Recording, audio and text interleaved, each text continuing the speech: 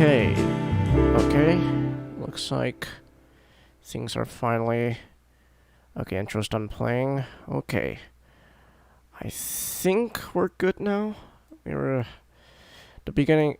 You couldn't tell, but beginning of this stream, while the intro was playing, I just like... Oh god, everything's lagging, everything's going slow, but it seems like everything's okay, so let me turn on the music. Okay, you should be hearing the music now. Okay. Okay. Okay, I think we're good. We're good. Yes. Okay. Let me unmute the other guys. Or something like that. Yeah, or like she got ostracized as a kid. Who are we talking about? Got ostracized? Oh, we're just making fun of We're doing better. That moment. We're making fun of that moment from the He-Man of where it's like, oh, you're afraid of being special. Oh god. Yeah, we're just making we're just saying that it would have been much better if that's the whole thing. Then make it have side effects like oh no, my power can destroy the whole world or something like that. Oh no, I'm basically Naruto. I got eyesight as a kid because my power is incredibly dangerous. Also, we think Teal should have been a lot more should have been like the old depressed, sad, drunkard, smoking soldier. Tila, and she's drinking beer from algae, much like the squat from 40K.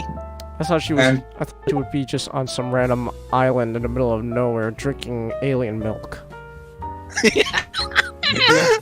No. That's what people thought of what Adam would be doing, but it turned out they were wrong. Yeah, Right. essentially, she'd be like, oh, my friend died.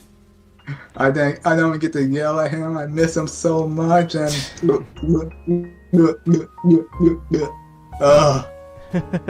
what are you drinking? Algae milk? Want some? Algae milk. Well, so the squats in 40K, which are space dwarves, they're no longer a thing because the Tyranids came to their home planet. Well, no, there are pockets here and there. It's just that they don't get mentioned a lot. Well, they're no longer a kingdom. Yeah, but essentially, they make beer from algae. Huh. I don't know how that works, but okay. Okay, so... It's 40K. Yeah, that's true. It's 40K. They have orcs who think so is lucky. Well, The color blue is lucky. and the color red makes you go fast. Yes, and green is the strongest color. Yes. Okay, so, okay, looks like the music is a little too loud. You can't guys hear it, but it's a little loud on my end, so I'm gonna turn it down. Okay. Oh, can we do... if we haven't started the stream, can we do a little...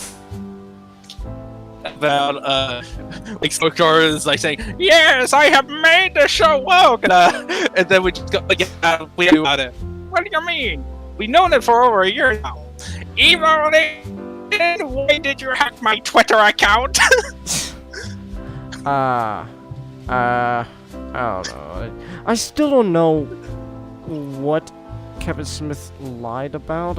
All I know is he lied. He's been constantly lying. I don't know what he was lying about, though. Like, that's I think the only thing he's guilty of is doubling down.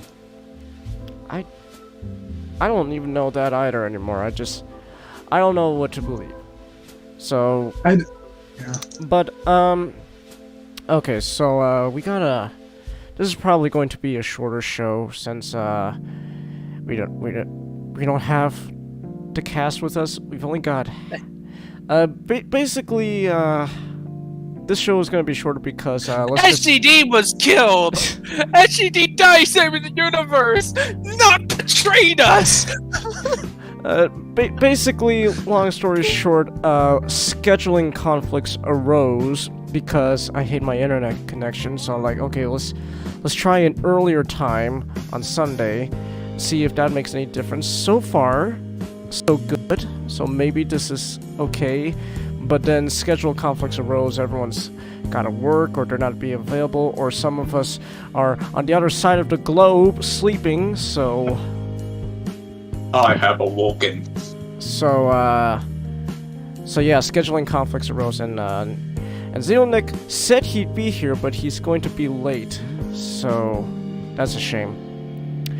So yeah, so Nick's probably gonna have to go last, and Comet here, he thought he wouldn't make it, so he didn't have a topic prepared, but then he, at the last minute, it's like, I could come in, so, he'll be... Yeah, I think it'll be, I have built on, it'd be a shorter show, so I think, I could be, I guess. But yeah, so pretty much we got 3 topics only to cover today.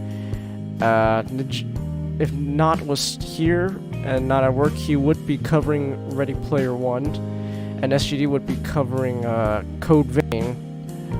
And but we're just gonna have to cover Nijano's subject, Nick's subject, and I'm covering the elephant in the room. So so yeah. So with that said, let's just jump right into it. Okay. Oh god damn it! You guys aren't showing. Damn it! Hold on. Fix this. There we go. Okay. Alright, if I'm out, I just moved back to my parents' but I'm doing with internet, so there is a possibility Yeah. that I may have some issues. But whatever. So everyone knows Dungeons and Dragons, right? It's like, if for you who don't know, it's a fantasy roleplay where you can basically hang out with your friends, make up stories, fantasy stories about adventurers going through dungeons, killing off monsters, or do whatever you want, or like a player being naughty and and trying to kill the other players. Mm-hmm. And you're going through a campaign either through official sources and stuff. I just want to talk about how much I love this game. Like, because lately, there has been things about D&D 5e. Mostly because we're in the period right now where a lot of the core books have been done.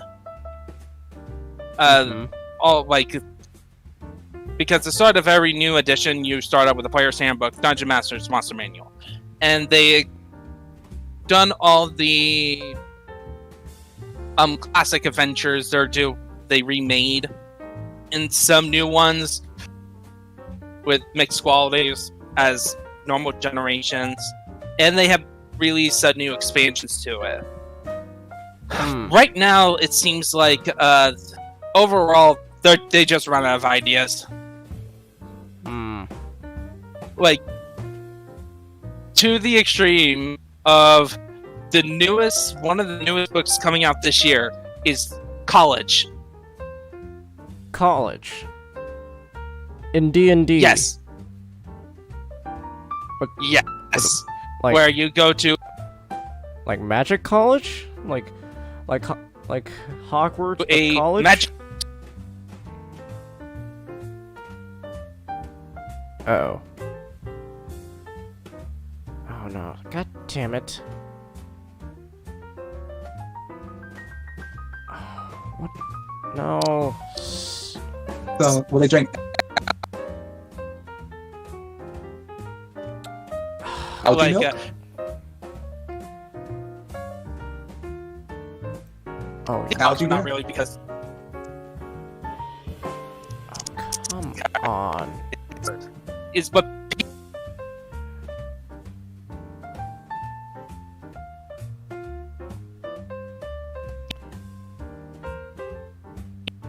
talking Dance about parties? how God was.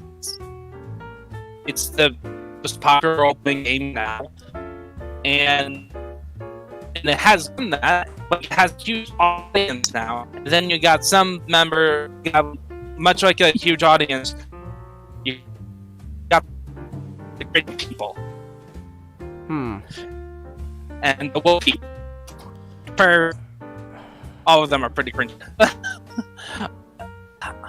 But like people like, I don't understand a lot of times people think that D&D goes woke. Because D&D, the core system, most people who's gonna play it, they're just gonna pick up the player's handbook, Dungeon Masters, and Monster Manual at most, and then just make their own campaign. Hmm. Okay, why are we having connection issues now? What's going on? Oh. What do you mean? Am I coming through? No, you're coming coming through. through? No, it's my end. There was another connection hiccup going on.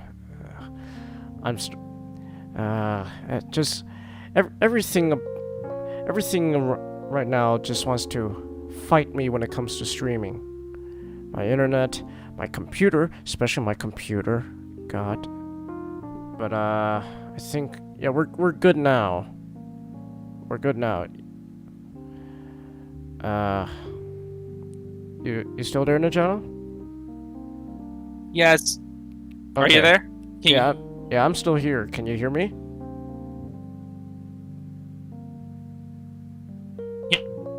hear me? I can hear you.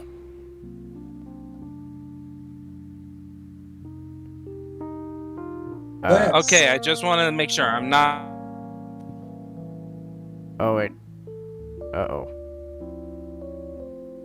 Uh-oh. Okay.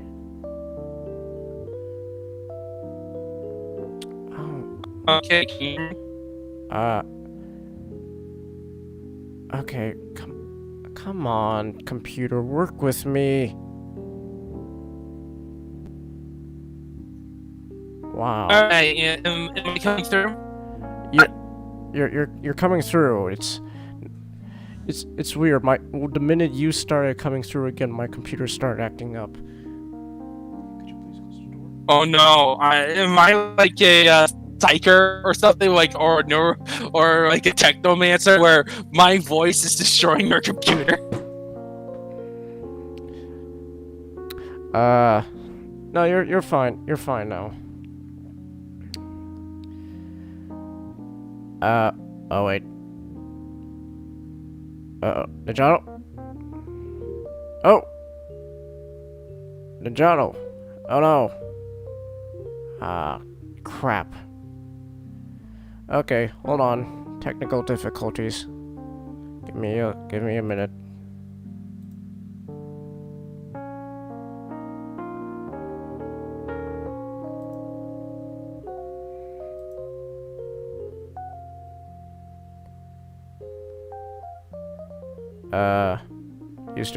You still there, Comet? Oh, yeah. Okay. Just wanted to make sure. Okay. Just gotta wait for Ninjato to come back. Maybe Sunday is bad luck. I don't think so. I think it's just I don't know anymore. I feel like just everything wants to fight me when it comes to streaming. And it's such a pain. Like maybe if no, but if I don't stream on Discord, you guys won't know what, like, you won't see what's going on. And oh, Najato's back online. Okay, just waiting for him to pop back in.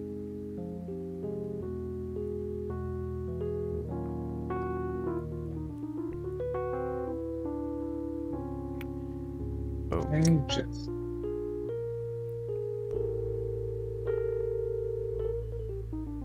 Alright, Ninjato.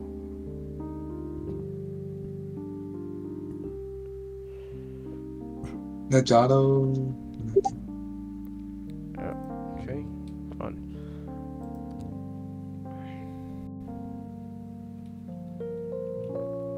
You good now, Najano?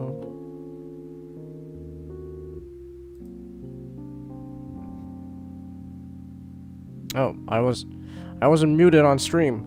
Damn it. Hold on.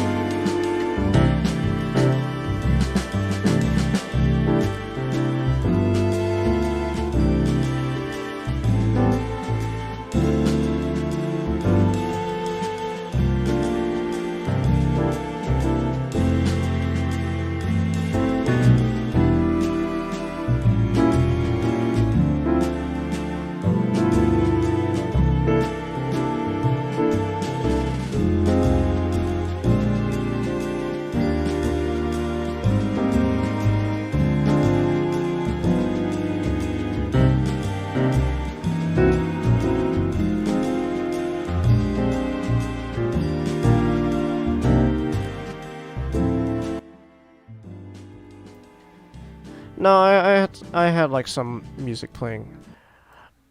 Okay. Okay, they should be able to hear you now. Just say something.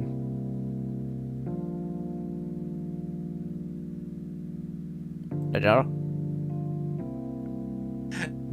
Did it work? I think they can hear you now. Is there like a delay? Can you hear me? Yes, I can hear you. Is there like a delay between our conversations? Like if I speak. I think the delay is on your end. Okay. Alright. I'll just have to work with it then. Okay, so we were in the middle of talking about D&D. Great. Man, this has proven to be a wonderful stream. I don't know. I guess today was just a bad day. I don't know. Just. I think Sundays are just a horrible day to stream. All right. I guess we'll go back to Saturday, but then I'll try to.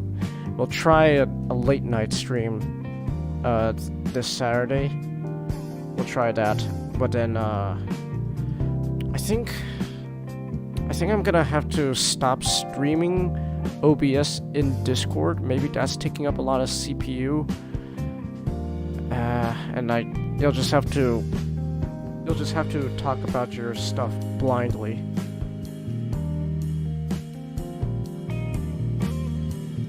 I don't mind. Okay. Yeah. There's. How about you drop the stream now? No. I want to continue. No. Drop the stream on Discord. Oh. All right. Maybe There. Okay. Yeah, maybe that'll help. Yeah. Okay. So you were still in the middle of talking about D&D. You left off saying you don't your opinion on people calling D&D woke. Yeah. The problem is with something going woke is that, like, is there like a whole bunch of stupid decisions that are like very left-leaning that's going on in Wizard of the Coast in terms of D&D? Yes.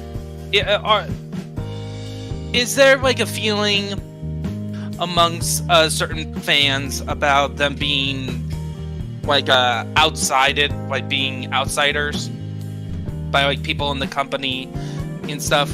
Yes, but here's the thing. It happens with every single edition. Okay. Because this has not been the first time where you have like the old guard feel ostracized. It happened with 4th edition. People tend to forget about 4th edition because 4th edition was like the one that very few people played. Okay. Because so imagine 4th edition where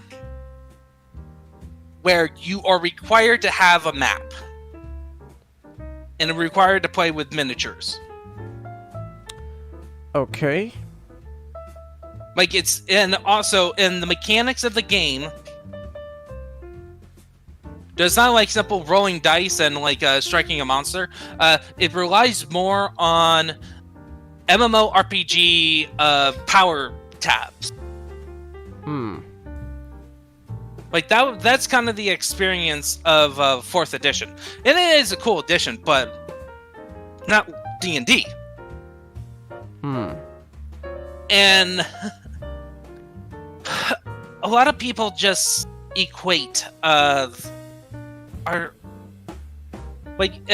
this happened with like 3.4. Like every new edition in Dungeons and Dragons, there's like an Olgar that feels isolated because of X reasons. Like 3.5 became more 3 and 3.5 became more crunchy in terms of game mechanics. It wasn't very simple.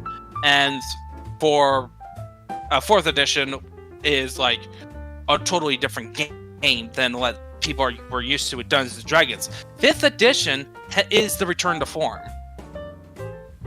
It's with simpler mechanics and adding stuff. All what this company is doing in terms of it is adding more options for players to choose. They're just like codifying some things like, oh, you can be a non-binary warrior. Uh-huh. Like, blah, blah, blah, blah. It's like, yeah, you could have done that at the beginning, but now they put like some official, not mechanics, just like official suggestions from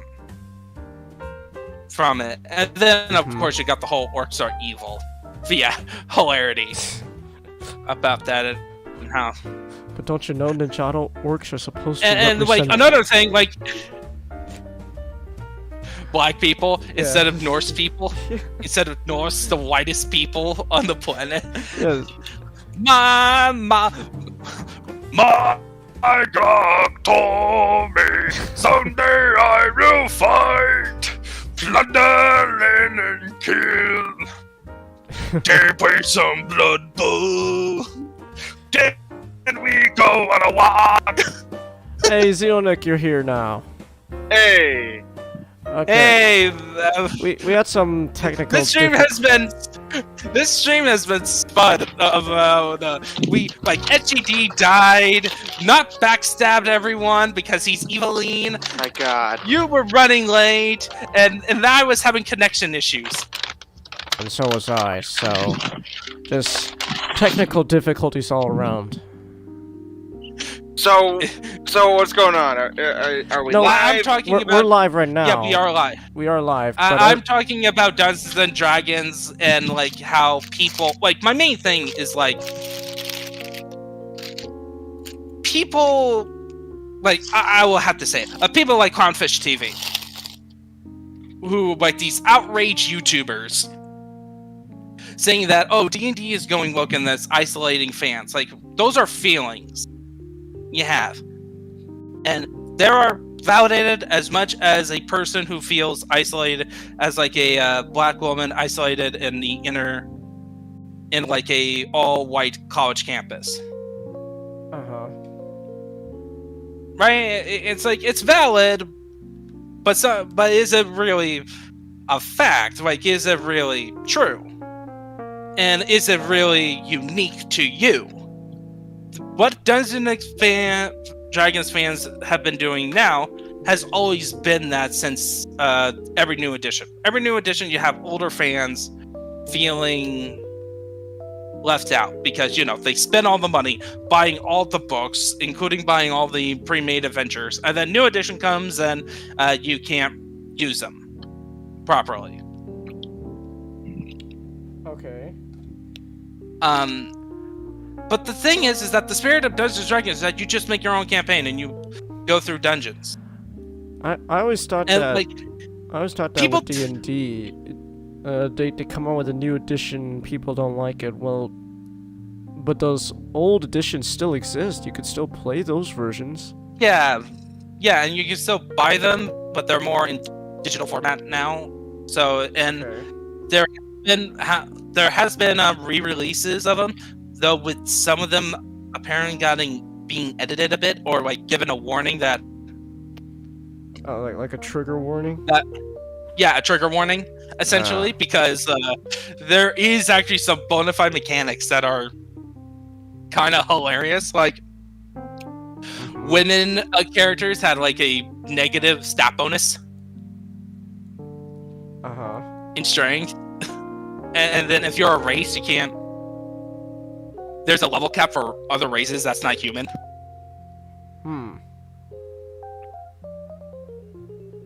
So it's very funny on that front. But I'm basically saying that D&D is just awesome. I do enjoy going on adventures, being a wizard now. Like right now I'm playing a furry. I'll be honest. I'm playing something called Humblewood, which is third party, which is another great thing about 5e is that it has like an open licensing for some things. So you can be, so there are third party companies that are now just making supplements for 5e. And one of them is called Humblewood. And Humblewood is basically a Redwall type setting. Okay. So yeah, so I'm playing like an old fox who's a wizard, my first wizard character ever. So Honestly, I'm more impressed that I know that what Redwall is. yeah, yeah. So that does not make you a secret furry. No, he's Have a, you seen? he's a xenomorph. Have you watched the question? No, I'm not a secret furry. All right, then I'm pretty sure you haven't seen all 22 episodes of Beastars. There's 24. God, haha! Damn it.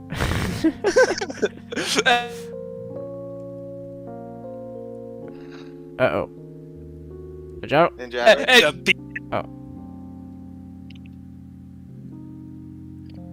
Uh-oh. Oh boy, we're doing this again. Ninja? Oh, are you here? Can you hear me? We can hear you now. I hate my internet. I think that seems to be a common trend. We're all hating I hate my internet, but okay. We're all hating our internet Can you hear? and computers. Yes, we can hear you now. Okay, so have you watched 3 seasons of DNA? No. Brand new animal? No. Yes, that's a joke. It's like no, it's only like 1 season. One or is it 2 seasons or 1 season? I think 1. I think it's just one. Yeah, 1 season. Trigger makes like Once. Trigger usually It's makes one only season one- series. So Yeah. It kind of fell up. I don't know. Kind of fell apart on me. I'm just the joke is like, oh, you're secretly a furry. Well, Like, I did read. but anyway, I'm sorry. but anyway, it's just like the D&D is just you can just pick up. Do what most players do with D&D is that you just ignore most of the official stuff and just stick to the book you want.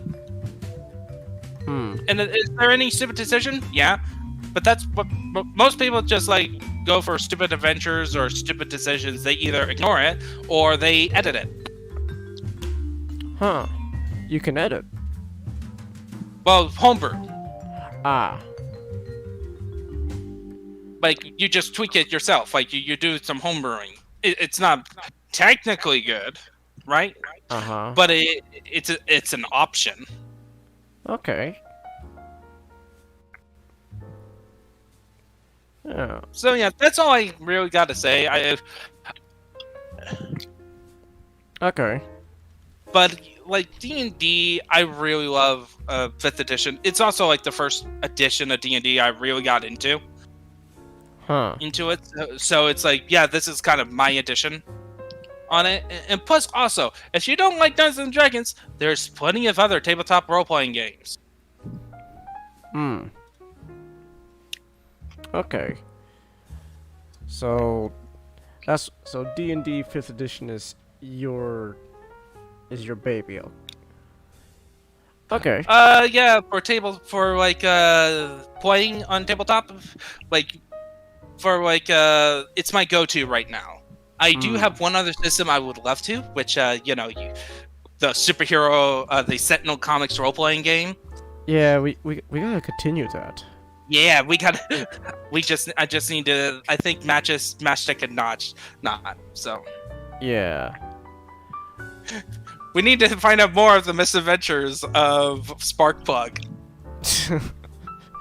I forget. Wasn't Matchstick's character just constantly beating up Nick's character? Yes, yeah, because remember the situation was that like he kicked the car out of frustration. Turned out to be Sparkplug. Sparkplug activates, of course, doing a VTuber, going. and then it transformed, like do a partial transformation to kick him. And then all of a sudden, during a whole robot crisis, by the way, so they see all of a sudden a car transforming into a giant robot, even a 10-foot robot. So of course they're all firing at it. I just like how my character was the only one trying to be an actual hero, and then Matchstick and Nick just kept fighting. Hey, Hey, what it's- about? Like about what? Mastic's character would just like, all right, I'll use my powers to lift Sparkplug with my mind and throw him across the yard. Hey, I was trying to be a hero too. Oh yeah, that's true. But still, it's just like, Yeah, you did. it's, I just love how Mastic and Nick's character just kept fighting. And like next session, we need to introduce Doc's character, and it's good. Hopefully, Nick and Doc will know that they need to be the ones that are friends. Otherwise, Sparkplug is gonna turn into a villain. I'll be right back. I just gotta do something really quick. Give me 1 second. Yeah. Okay. But Yeah. yeah, like you know what? How about we do some? I will just. Or do you want to do Zeo next topics next, or do the main event? Because if we do Zeo next topics next, I could just do some D&D, some funny things happen in my experience with D&D. I think we'll save Nick's topic for last. So we started off with little technical difficulties, but we did, Okay. but we started off with Technical a lighthearted subject. So difficulties with the with like.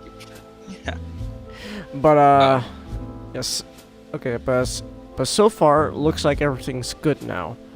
So there is that. So with that out of the way, okay. So when Nick comes back, I'll tell him that we're covering He-Man now. But so yeah. I'll type it to him. All right. But yeah. So we're covering the elephant in the room. Masters of the Universe, Revelation. Where do I start with this? This show is not woke, but it's bad. It's not woke. That is one thing. It's not woke, and I like this topic has been, in a sense, the culmination of the previous 2 cents topics I covered, and minus that one stream where I talked about Transformers. So you know, I was talking about woke PTSD and the fan excuse and all that, and I will say that I still stand by what I said in those streams. I stand by what I said, and it still applies here. And so, Masters of the Universe, it's not woke. That is one thing. It's not woke, but it is bad. And it doesn't matter if Kevin Smith lied. I don't know what he lied about still. Someone needs to tell me. Someone just needs to tell me. Hey, just a straight answer. What the fuck did he lie about? And just tell me. And then, but even if he lied, and he's kind of being a bitch about it right now, that doesn't matter. Because all that matters is that this show, it's bad. It's not woke. It's just objectively not a good show. Like, there's... And really, this show's biggest problem roots from one character. Yeah, I was gonna say that this show is a fascinating example of how you can have everything running on solid beat. Like, everything is solid. Like, all the moments that it has in the show worked. Everything works. Except one character. That one character trashes the entire show. It's Teela. It's the main character. Teela is the reason why this show is just dragged down to the dirt. Like, there are moments where everything seems pretty solid, and like I would say, like, at the very least, I would give it like a decent grade, like 6 to 7 out of 10 at the least for the show. That's what I would give it if not for Teela. Tila drags it down to honestly like a 5 or a 4 out of 10. Because everything surrounding Tila is just Yeah. ugh. Like so let's just dig into this. So let's start off with going off the basic like stuff to cover. Like so let's start with the good stuff. Alright, so the good stuff is one, the animation. And it's by the same people who did Castlevania. And so animation wise, this is pretty good. Like there are moments where this show does have its clunky moments in its animation. And I will say I'll talk about a little more about the animation with the negative aspects of the show. But there are also times where this show's animation really picks up and it shows and it looks great. So Yeah, and then the worst moments of animation occurs again with Tila. Like, Tila is literally a black hole. I don't know about like so like animation's great. So the characters are actually pretty okay. Like that's the thing. The characters are fine. Adam as He-Man, he's fine. He's exactly the type of hero you would expect him to be. He's willing to lay down his life for the good of the universe. That seems in character. Twice. Yeah, so like he's that's in character. Like he's literally not like Luke Skywalker where he's on the island, like all on the island thing at the universe drinking alien milk. Yeah, like so Adam's fine.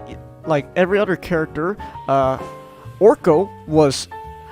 This show, I was like, I remember like I watched a clip of Orko from the original He-Man. I was like, I feel nothing for this character. This show actually made me feel something for Orko. Yeah, like by the way, let's just recap our experience with He-Man. I have like next to none experience with He-Man. Same. Other than like the cultural osmosis. Like I seen like part of one episode from the 2000 series. That's it. I saw the my thing with He-Man. I watched it every episode when it was on Toonami, the 2000 reboot. Yeah. Then it just got canceled for some. Yeah. But yeah. But yeah, so like I don't got much experience with He-Man. What about you, Nick? What's your experience with He-Man? Only the Robot Chicken sketches. We're excluding the Robot Chicken sketches. Wait, It's you tell me. Wait, It's you tell me. Molar, Eternius Dentist. I thought no. Infected wisdom tooth, Skeletor. It needs to come out. I'm a talking skull. What do I need? You know what the hell with this? The doc says his appointment's cancelled. Hurry! I'm all out of mint flavor. Why does Beastman got the girl floss? You know, I got the fucking drill in my eye. Okay. Already out. That's There we go. Hey, son of a bitch. Molar, turning into Dentist. in stores now. Yeah. Face the wrath of Skeletor's breakfast burrito. I love it how we're just distracting from. But yeah, servants in the chat. He says so. Nick is going in blind. Well, I mean, we all kind of went in blind into the show. Like, we had no experience, so we had no love for He-Man So we were judging this as a show. Yeah, we went into this as unbiased as possible. Like we did not give a shit about the controversy with Kevin Smith. That's an entirely separate topic. Like about Kevin Smith lied and all that stuff. That's another topic. We went into this blind, going in. How is this as a show alone? And as a show, it's mostly good, except this one character drags it all the way down to crap territory. So we'll get into Tila a bit. So But like the side characters though were pretty good. Like hell, Andra, the new black character, like Yeah, the new like Sh- how like- on earth is the new character Funny- who's black, like the diverse character, the totally diverse character? Like, funny. I wouldn't be surprised that she would be gay, revealed to be gay, and I don't care. He's a great character. Funny enough, so I did some research. So funny thing is, Andra is actually race swapped. What? So Alright. so Andra used to be just this minor character from some He-Man comic, and she was not black. So Andra was race swapped in the show, but yet she's fine. I did not care. I did not care that she was race swapped. She was a fine side character. I liked her. Like whatever Yeah. whatever moments she had, she was pretty great. And like, so. Oh and, my goodness, I can't believe it. Like so this one character, like the character that everyone that would like, you know, would be stereotypical the worst character, right? Woke, quote unquote, woke character in a show, right? She's Uh-huh. like the black woman. She's the tech girl. She's a huge fan girl of all the heroes. Like and she's a race swapped character. And she's actually a good character. She's actually fine. Like her being a fan of the heroes. It while it could come off as, you know, your stereotypical like woke character, it didn't come off that way. You know, it kind of makes sense that, you know, hey, these are legendary heroes of this world. Anyone would kind of react that way if they met them. So Andra was fine. They actually did something with Evelyn. Evelyn. And yeah, she was fine too. Like they're trying to do. It's clear they're trying to do like some redemption arc thing with Evelyn, and Which doesn't will come into fruition the second half. most likely will come into fruition in part 2 of the show. Roboto, the minor character whose sole purpose is just to reforge the Sword of Power together, was actually fine. It was actually kind of funny. I liked him. Yeah. And we're spoiling this, right? Yeah, I don't care about spoilers. Okay, so his death is like also touching. Like the funny thing is that this show has multiple moments. Like the moments that would be quote unquote the most controversial are actually well done. So like, I mean, I think his death could have had more impact if they focused a little more on it, but that's just ultimately the flaw of having to do everything in like 5 episodes. But that's debatable, and I'll get into the pacing of the show in the Oh negative. yeah. I'll get into the pacing. No, don't you understand? I feel fear, which means I feel. Yeah, that was a great moment. So like, Oh, the yeah. animation, the side characters, they were great, and then and the writing for these characters, and it's like everything overall seemed, it wasn't great, but it was pretty solid. It was solid. And like the moments, and like the moments hit, like He-Man's death at the end of the first, like not the end, but like, you know, the climax of the first episode was well done. It felt like, yes, this would be the conclusion to his storyline in like you know, in a He-Man arc. Yeah, and then Yeah. so that was pretty solid. So Even the cliffhanger worked. yeah, the cliffhanger is actually interesting enough to keep me. I guess We're definitely yeah, gonna watch we're- the second half. We're definitely watching part 2. But I can't say that. I don't know, like maybe the second half will be better, but like I just can't recommend this show Oh yeah. overall Like, again, because Tila. yeah. So now since we're talking about Tila, let's just jump into the negatives. So let's get Tila out of the way. Can Yeah. I mention my favorite moment? Oh, sorry. Oh sure. Sure. I really like that moment between Orko and Leva Lynn because Orko's like, I'm a screw up. Yeah. It's like, Leva Lynn like, wait, is Leva Lynn being, what's the word? Encouraging? Yeah, like not Yeah, that's- evil. And that's to help build up Oh. to her redemption arc that they're trying to play Yeah. off of. And I so also like that. Also, Mhm. Evelyn with her hair down. Mwah. oh yeah. Oh, yeah. Lovely. Lovely. Also really like how she like, and no, evil is not my name. It's not my name.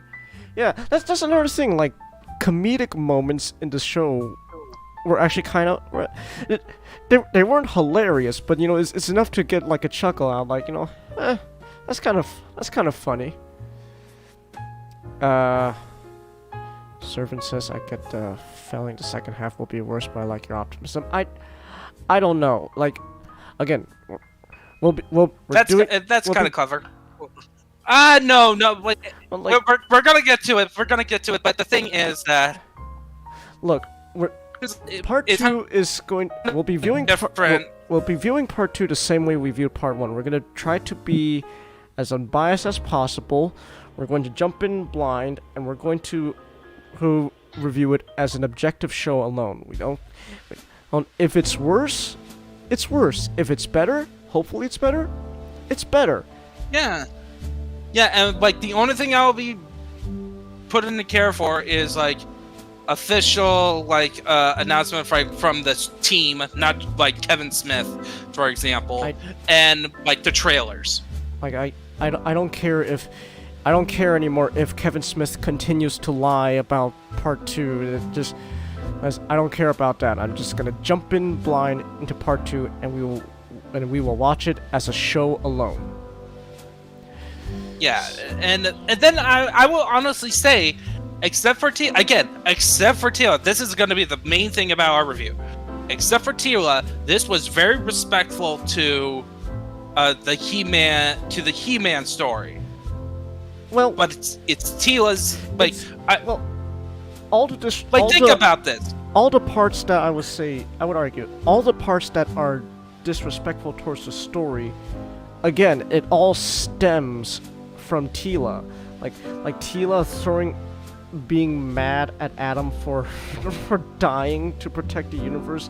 Like, that's kind of disrespectful, but that's because, And then when she tried to lie about, she But was trying to gaslight him about the Oh, whole, God. yeah, Eternia's in trouble, but even though she knows, like, he asked purposely, is something wrong?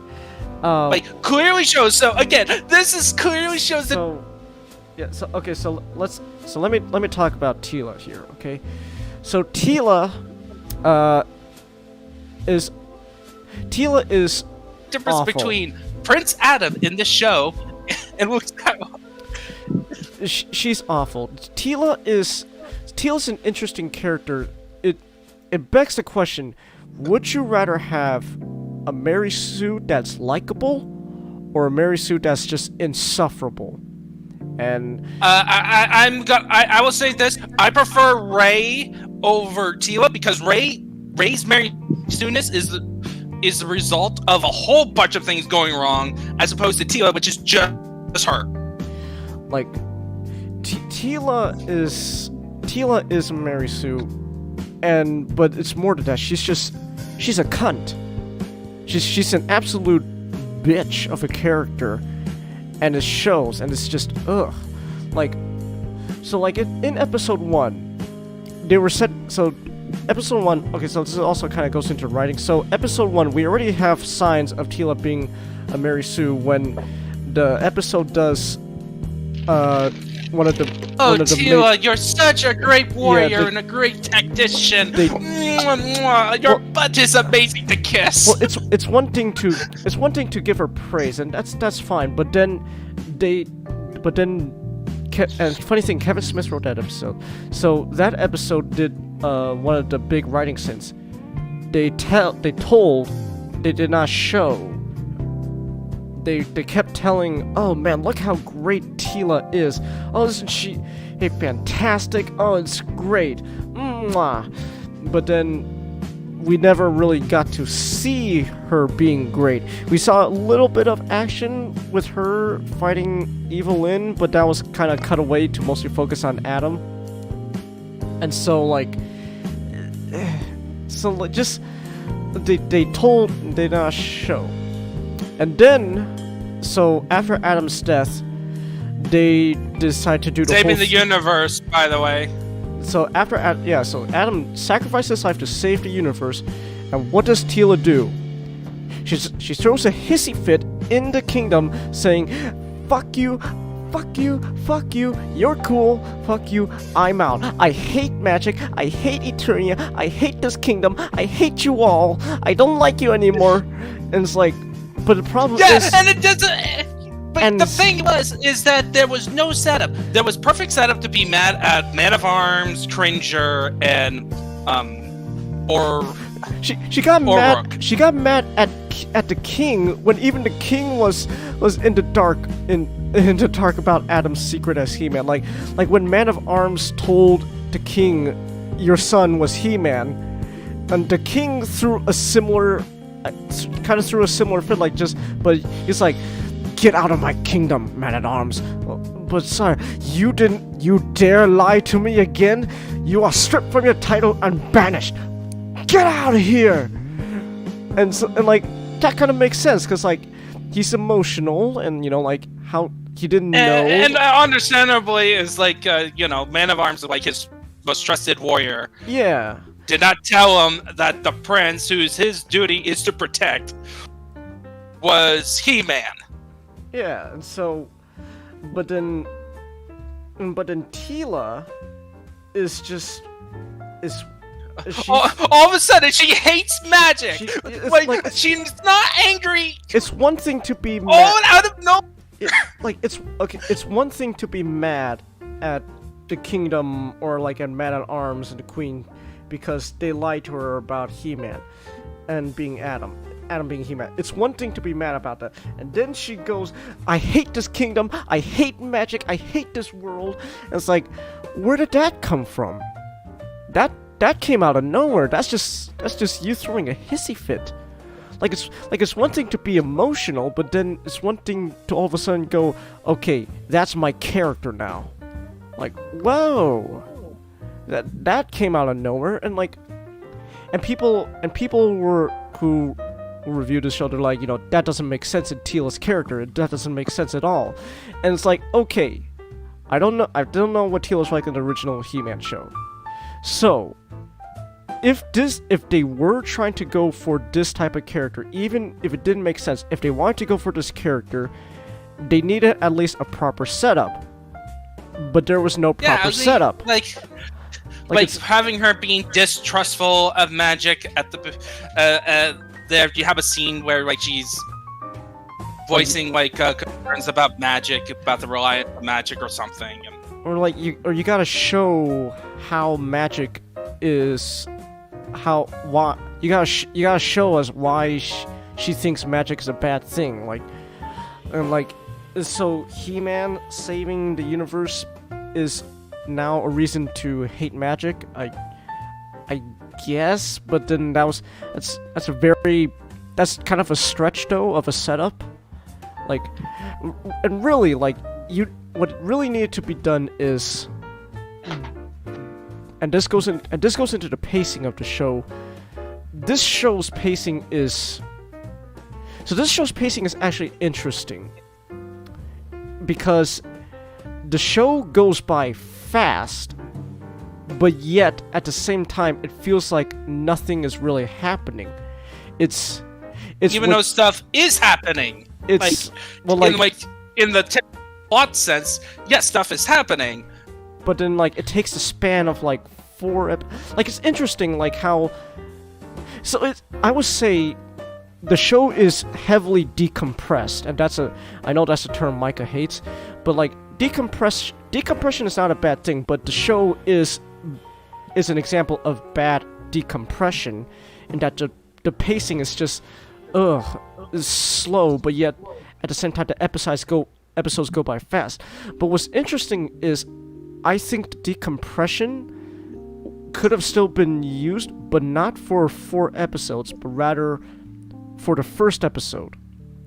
And the first the first episode especially needed that. The first episode, in order to properly set up Tila's feelings for the kingdom and magic and etc., it needed at least 2 episodes. That's where I would say that's where it needed decompression. Not the rest of the show. The rest of the show could have gone by much faster. The beginning of the show needed decompression. And like, I had a suggestion while we were watching this, is like, why not just split up the events of what's going on as flashback sequences throughout the rest of the story, right? You begin the story with episode 2,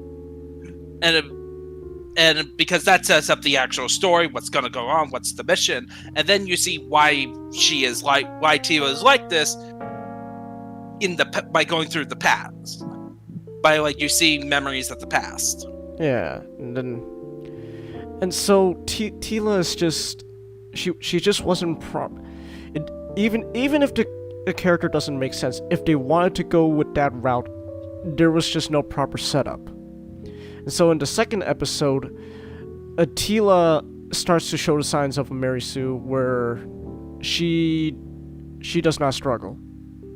Like that's the thing. Like, a character needs to struggle in order to, be a good character. You can't just have a character that doesn't struggle. And so she's able to get out of fights easily. She banters around. Like, oh, it looks like you're the baddie now. I'll beat you up. And she does that. And it's like, hey, we need to not have magic. We should rely on technology. So she does not struggle at all. And then the second episode, all of a sudden, despite her feelings towards magic and all that, now she wants to save Eternia. And it's magic. Well, because of that one scene with Cringer, the one scene with Cringer telling her how she felt, rather than them showing how she felt. And so this is where the animation fell apart. And so I wouldn't say it is where the animation fell apart, but rather I would say, if you're going to have a scene where Cringer tells Tila how she truly feels, have it so the animation and the voice I'll get into the voice directing. But by the way, we actually had to look up. We had to look up on the voice director everything. I'll get to the voice directing, but if you're going to have a scene where Cringer does tell Tila how she truly feels, then I felt that the voice directing and the animation should have stepped up their game and started focusing on subtle hints of how she truly feels. So when she's throwing her hissy fit in episode 2 about why should I save Eternia, why should I save magic, why should I trust you and all that, one, have the voice directing obviously be much better, and Sir Michelle Gellar, have her show hints of emotions, of unstable emotions, have her kind of be a little short of breath, or a little hesitant, her voice a little shaky here and there, or little subtle animations, just maybe the eyes start getting a little shinier, showing that she's kind of tearing up a bit, and to show how she truly feels. That's how you sell subtle hints of emotion there. And that's kind of what I felt could have been needed if they wanted to have a scene where Cringer tells, but they don't show. So, because my whole thought process throughout this whole show, watching it, is, okay, what can I do to improve the show without making severe, drastic changes to it? So, if I wanted to keep it essentially the same show, but still improve it here and there, what would I do? And so I felt subtle animation was needed just subtle hints here and there to show how she truly feels. But she doesn't. But don't have her like completely break down emotionally, because we'll get to that. And so. Oh yeah. Oh yeah. And so so like she's like, so they're going to she accepts the mission to reforge the sword and all that. And so episode 3 that she Oh yeah, we have to go. We have to get Man at Arms. we have to Yeah, get oh yeah, by the way, guess what the main bad guys are? well, one of the main antagonists is basically a techno priest as a cult. They're basically the Adeptus Mechanicus. They even said the flesh is weak. The flesh is weak. All hail the motherboard. Yes, oh, the motherboard. like that was funny. Like one of your antagonists is a cult that's worships technology. Oh wait. Does it mean Karen Smith should expect a cease and desist letter from GW? Oh no! No, but they're not called the Adeptus Mechanicus, so it's perfectly fine. Oh, they are. They're just robed figures drinking metal to transform their bodies into cyborgs that has buzzsaws and laser guns and knives. Totally different. So like, Yeah. so they meet Man at Arms, and also this is another part, something to do with the pacing of the show. Like, when we get to the part where they meet Man at Arms and they're trying to recruit him, we're already halfway through episode 3. Like, yeah. like again, like everything, the episodes go by fast, but it feels like everything is happening so slow, despite the fast episode. So you'll be like halfway through the episode and you just realize, we were already halfway through, but nothing happened. And so halfway through the episode, that's when they're trying to recruit Man at Arms, and then there was this one scene where Man at Arms is like, okay, fine, I'll join you. Oh yeah. and Tila straight up said, no, you're not coming with us.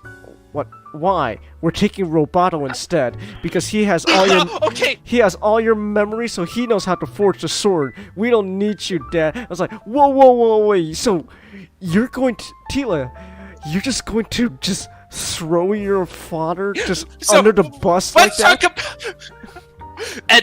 But then it turns out, but then there's the second half. Like the funny thing is that this was the case where it happens in the with these reaction channels or like when you pause on something in mid-sentence that makes it look bad, but then when you continue it, you go, oh. So when we heard that, like, I paused the show and was just like, whoa, Tila, wait to throw your dad under the bus, bitch. And then we continued the episode, and then she gave actually a reason, like, hey, the sorceress needs you, Dad. She's dying. Okay, see, that makes sense, because the sorceress is implied to be. Yeah, and then she mentioned that the cult will just go and destroy, Yeah, so he needs destroy the place because it's magic, and this whole cult is anti-magic. They're purposely locations. Destroy it. So he has to protect the place. He has to protect Castle Grayskull along with the sorceress, and okay, so that makes sense. Okay, that makes sense. For a second there, Tila, I thought you were going to throw your dad under the bus. Yeah, so this was her actually not being a jerk for once. For once. Don't worry, she makes that up in episode 5. Episode 4 is just them journeying to the underworld. Oh, you missed the part in episode 3 about Merman. No, Merman was episode 4. No, episode 3 was Merman. Episode 4 is. Oh, that's right. That's. Episode 4 is Deathglow. Oh, Scareglow. Yes, that's right. That is right. So. Yeah, so they recruit. So so they deal with Merman. Merman, by the way, played by Kevin Conroy. Yes, and they had a past sequence where Skeletor and Merman were in the same room, so yes. And Skeletor's voiced by Mark Hamill. So well, I won't say technically, but you could make the argument that I guess Batman finally did join Joker's side. Also, when it said Merman, there's no Barnacle Boy, so not that one. Mermaid Man and Barnacle Boy, where are you?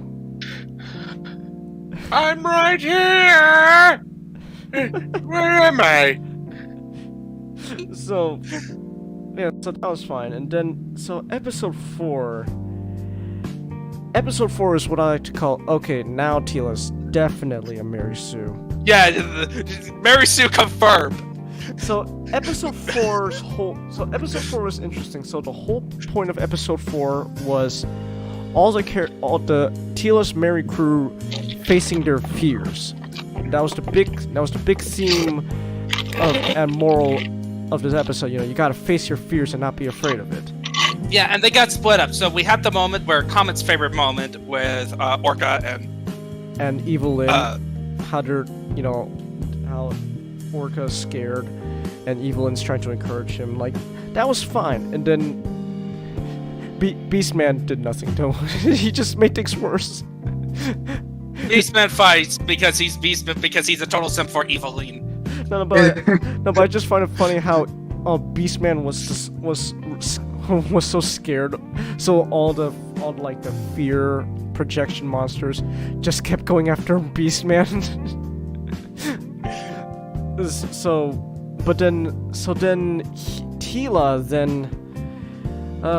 Teela okay. So Teela then meets Scareglow. Teela meets Scareglow. Basically, Scareglow is the one behind all the fear hallucinations, and he's the one confronting everyone and their fears. And basically, he's in charge of. Well, he's not in charge of the underworld, but like he's an inhabitant of the underworld. So like, he's like, okay, I'll give you the sword that I'll give you the half of the sword that you need. In return, you will give me your fear. Okay, fine, whatever, bitch. Deal. And so, to the pit you go. So Teela then starts hallucinating, and so she has to face her fear. And so she At first, it was a He-Man, and about, you know, the one that's been set up throughout the show about her not trusting people. So she fights a hallucination of Adam, and Adam's just telling her, "You're afraid of people. You're afraid of being left alone in the dark and all that. You have trust issues," and that's fine. And again, this is also another case where I felt subtle writing and animation was needed to build up to this moment. So like, have her constantly have trust issues if that's her biggest fear, right? Because that's what they were trying to set up at first. That she doesn't like being, like, she kind of has trust issues, but really her biggest fear is being left alone in the dark, not being left out of important things. And because, you know, that's how she believes that's how Adam died. And so have it so like have little signs of her like kind of not saying she doesn't completely trust people, but then like kind of show a little bit of the opposite. Like have her essentially have Teela make her a tsundere. Make her a tsundere. I was gonna say okay. I was gonna say have Teela purposely be a hypocrite. Teela is purposely a hypocrite. She does not like being left out of, you know, other people's conversations and all that, but at the same time, she doesn't fully open up to other people. She is purposely a hypocrite because of her fears. And so have that have that build up like tension between everyone and her crew. Like have little moments of arguments here and there, like even but between. They did that with her and Evelyn. A little, a little bit, but that Yeah, wasn't one scene, but not like moments like with her and like Andra. Andrea, yeah, Andrea. Andra, and so like, and like have her like, you know, so like that scene where Andra saves Tila. She's like, I had him, sure, and like, and so like, and like so like when they bust into a Snake Mountain, you know, like okay, Tila, what's your plan? She just doesn't tell her and just goes on her own, like she does a Batman. And then, but then Andra, like, she's like but then Andra decides to like do something, but she doesn't tell Tila. But eventually, you know, they get out, and then so Tila like, why didn't you tell me you're gonna do that? And then like I don't, and it's like, and you know, just you weren't there. Something like that, like just little signs here and there of her, like, yeah. Basically, what I'm trying to say is, purposely make Tila don't make Tila a Mary Sue, but purposely make her a cunt, so that way. But at the same time, you make Tila purposely a bitch, but you make sure to frame it in a way to show that she is in the wrong. This would all build up to episode 4, where, you know, she fights Hallucination Adam, and he's like, you know, like, you're afraid of being left alone. That's why you push people away. You're a hypocrite. And that's what they were building up to. I was like, okay, that's fine. And then they switch things around. They heel face turn, and so all of a sudden, Scareglow goes, "No, wait a minute. That's not your fear. That's a lie. I know what your real fear is. You're afraid of yourself. You're afraid of being better. You're afraid of being special." I'm sorry, what? Yes, like again, like a common theme throughout the show is when it comes to Tila's character arc, stuff coming out of nowhere.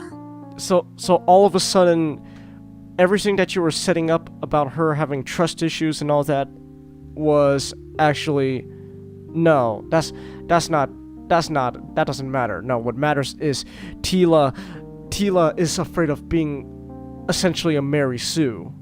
And so that's why Tila has to overcome her fear and become the Mary Sue. And it's like, where did that come from? That's not at all what you were setting up. Like episode 1, when she had the heel face turn, that needed setup.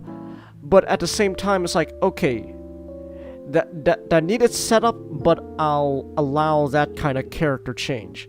But like in here, when you're but in here in episode 4, when you're essentially almost halfway through your show, if we're including not even halfway through, like, well, if we're including part 2, two as like an overall show, you're almost halfway through the show, and you're just gonna, oh no, that's not her character.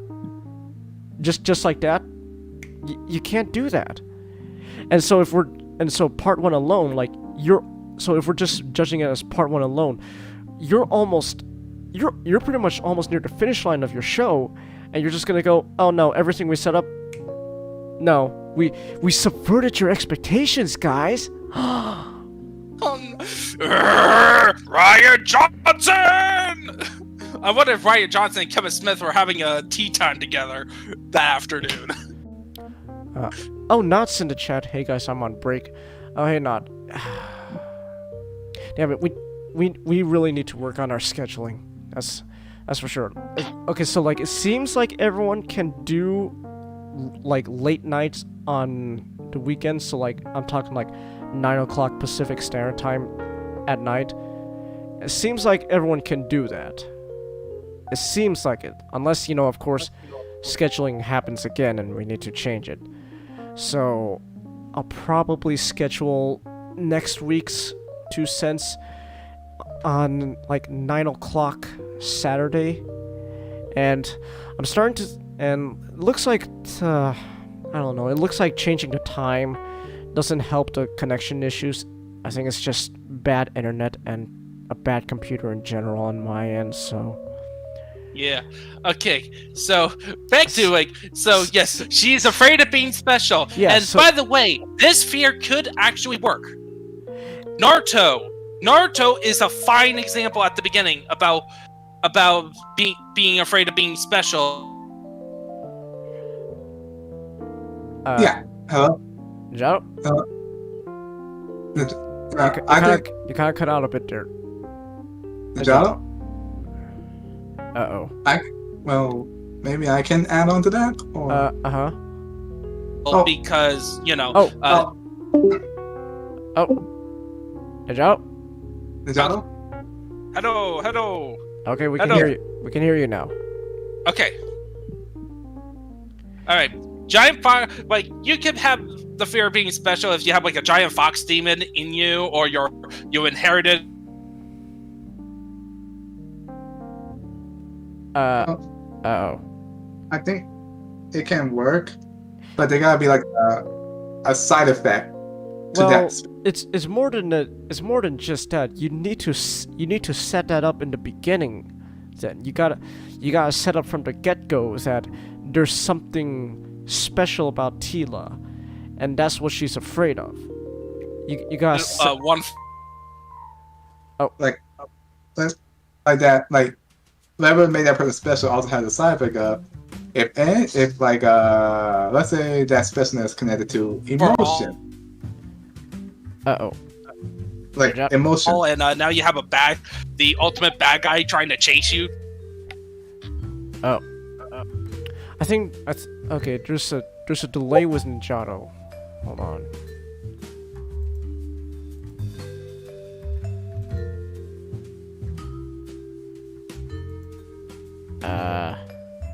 Ninjato. Okay. Oh, lovely. More technical difficulties. But so Tila being special, you gotta set that up. You have to set up. You have to set that up. You can't just all of a sudden go. That's what she's afraid of. And plus so here's another thing about Tila that I kind of forgot to mention. So Tila's a Marisu. She does not struggle, but you don't have to have her. You don't have to have her physically struggle. That's not a necessity to have us keep her from being a Marisu. Oh no, Ninjato left. Oh boy. But it's okay. You want Tila to just get out of fights easily, and gets go unscathed. It's kind of but okay, fine. If you don't want her being physically struggling, then have her struggle a different way. Have her struggle emotionally or mentally.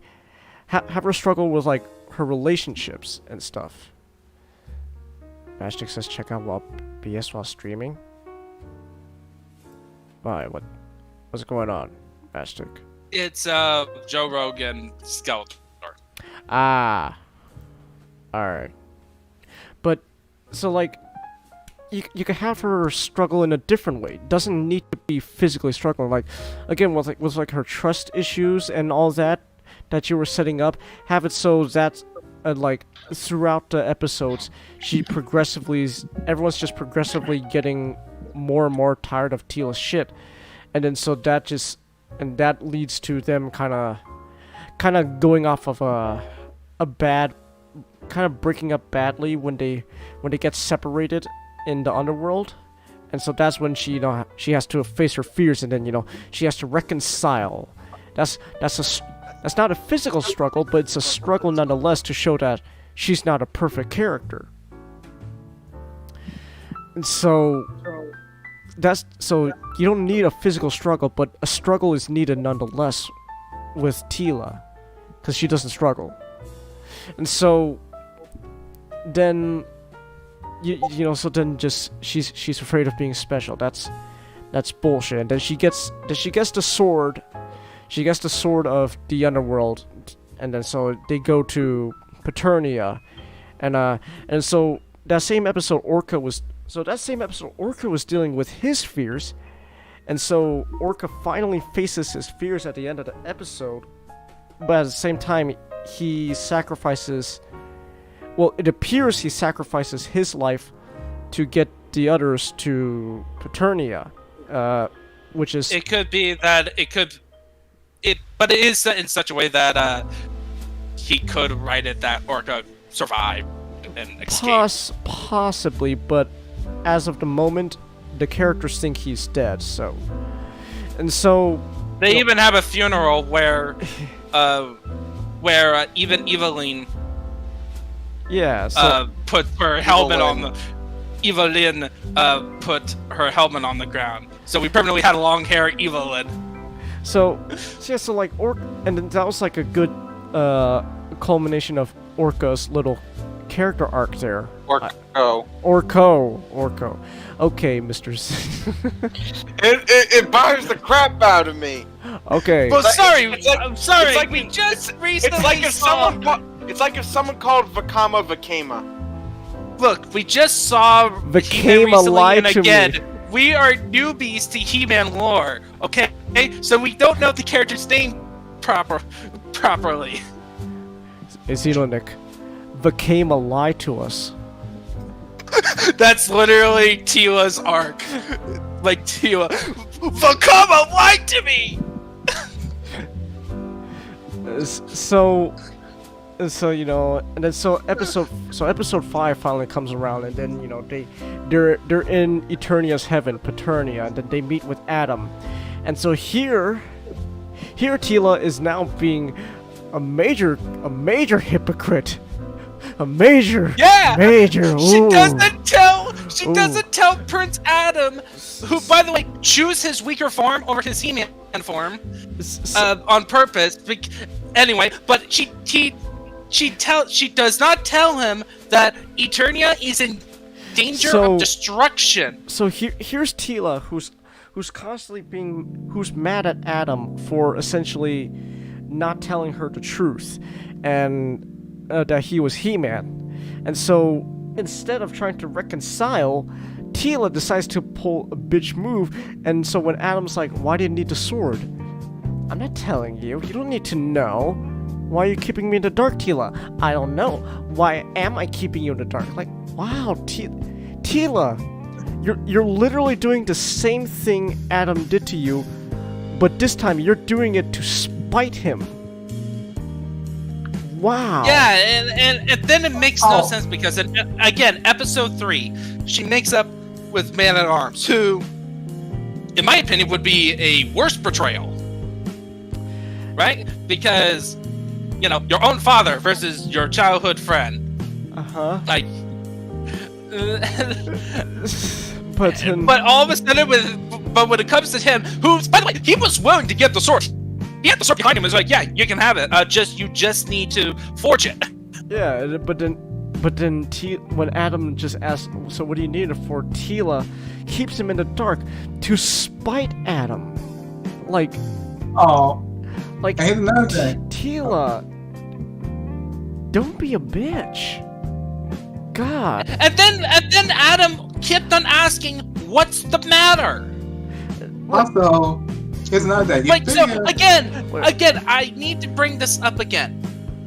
This show does a very respectful job to Prince Adam, especially when you compare it to other times when other series franchises have done similar things, where like either they kill off characters or they try to not put them in the spotlight.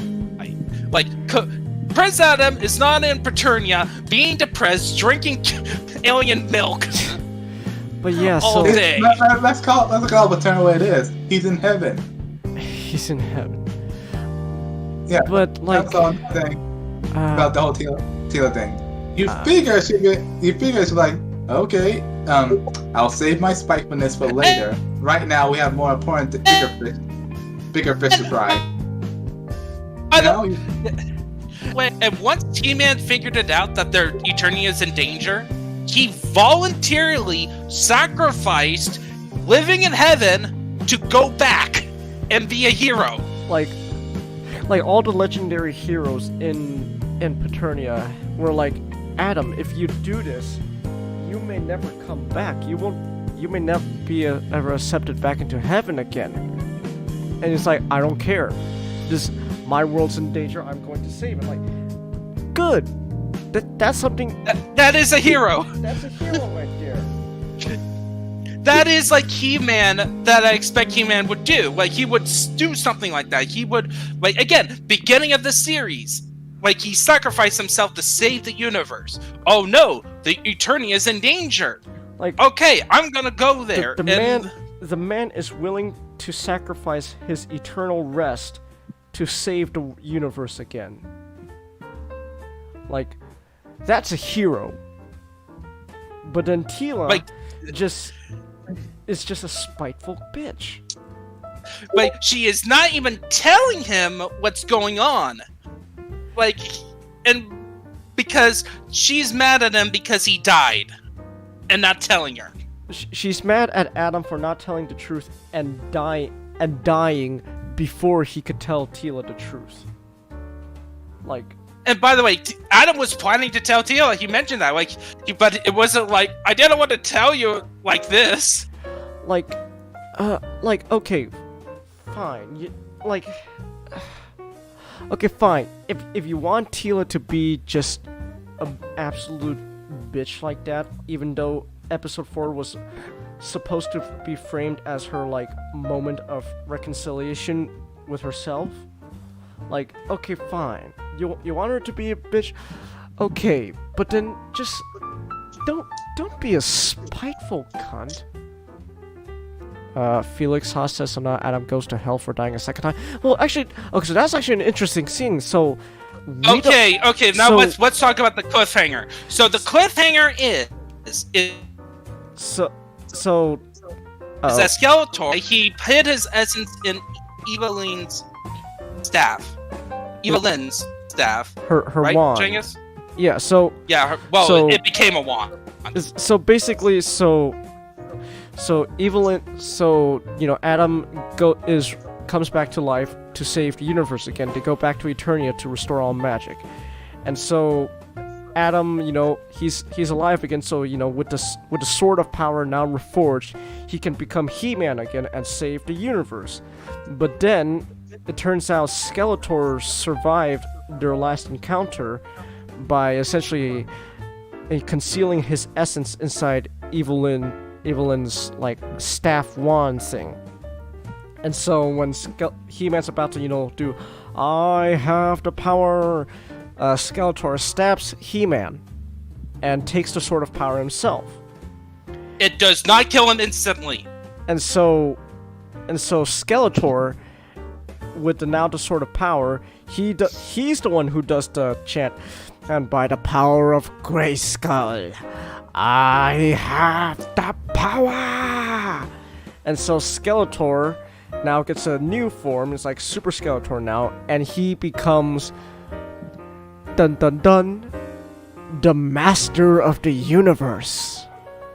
Yeah, and then also Evelyn and Beastman rejoin Skeletor, and with Evelyn saying, "Oh, I was beginning to like you," and well, that's kind of, like, they're setting up her redemption arc for like part 2, hopefully, but like it's kind of, you just had to switch sides after all that, but at the same time, it's like, but at the same time, like, you can't just expect a villain to just heel face turn just like that. But then at the same time, you have to go, no, wait, actually, she might as well do a heel face turn, because that's what Teela has been doing throughout this entire show. So like, her having a heel face Evelyn having a heel face turn would just, honestly, it would be kind of but at the same time, it's like, but you kind of set up that these characters just have heel face turns out of nowhere. So, but at the same time, but the thing is that Evelyn it was set up. It was set up, unlike Teela, but like, I would argue there wasn't much set up, like just that one encounter with Orko, and now she's like, maybe I don't have to be evil, but like, okay, but at the same time, it's like, okay, Well, it didn't help that Tila yelled at her after Orko sacrificed himself. yeah, Tila, She was gonna stab her Tila's literally in heaven, by the way. Tila was literally going to kill Evelyn in heaven for Orko's death. Like, whoa, Tila, what? Also, Again. another thing. If they were okay, Orko died, a hero, right? Yes. So he like does we like they gave him his little funeral. Then he pops up behind him like, hey yo. Well, the thing is, the realm that they were in was like the realm of champions. It was. Yeah, they did. So they did specify in this one is that most people they specify in this continuity, right? That most people when they die they just go to the dirt, except for certain heroes. If they did something spectacular, they get to live in this place. Basically, heaven in this universe is like an exclusive club for all the great heroes of the universe. It's like Valhalla, essentially. But Yeah. instead of constant fighting, you know, it's a place for peace for the heroes. And then so Yeah, where they could go have fun competing each other in hunts. yeah. Oh, Serena's in the chat. She says the N-word again. Dag nabbit. But so like, you know, so it make so Evelyn, you know, she's Of course.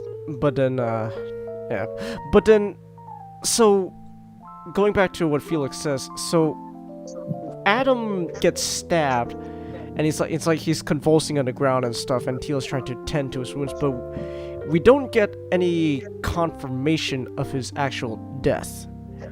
And It's most likely just a classic cliffhanger where it's like, oh no, everything is lost, and then we get to the next one and they will somehow escape.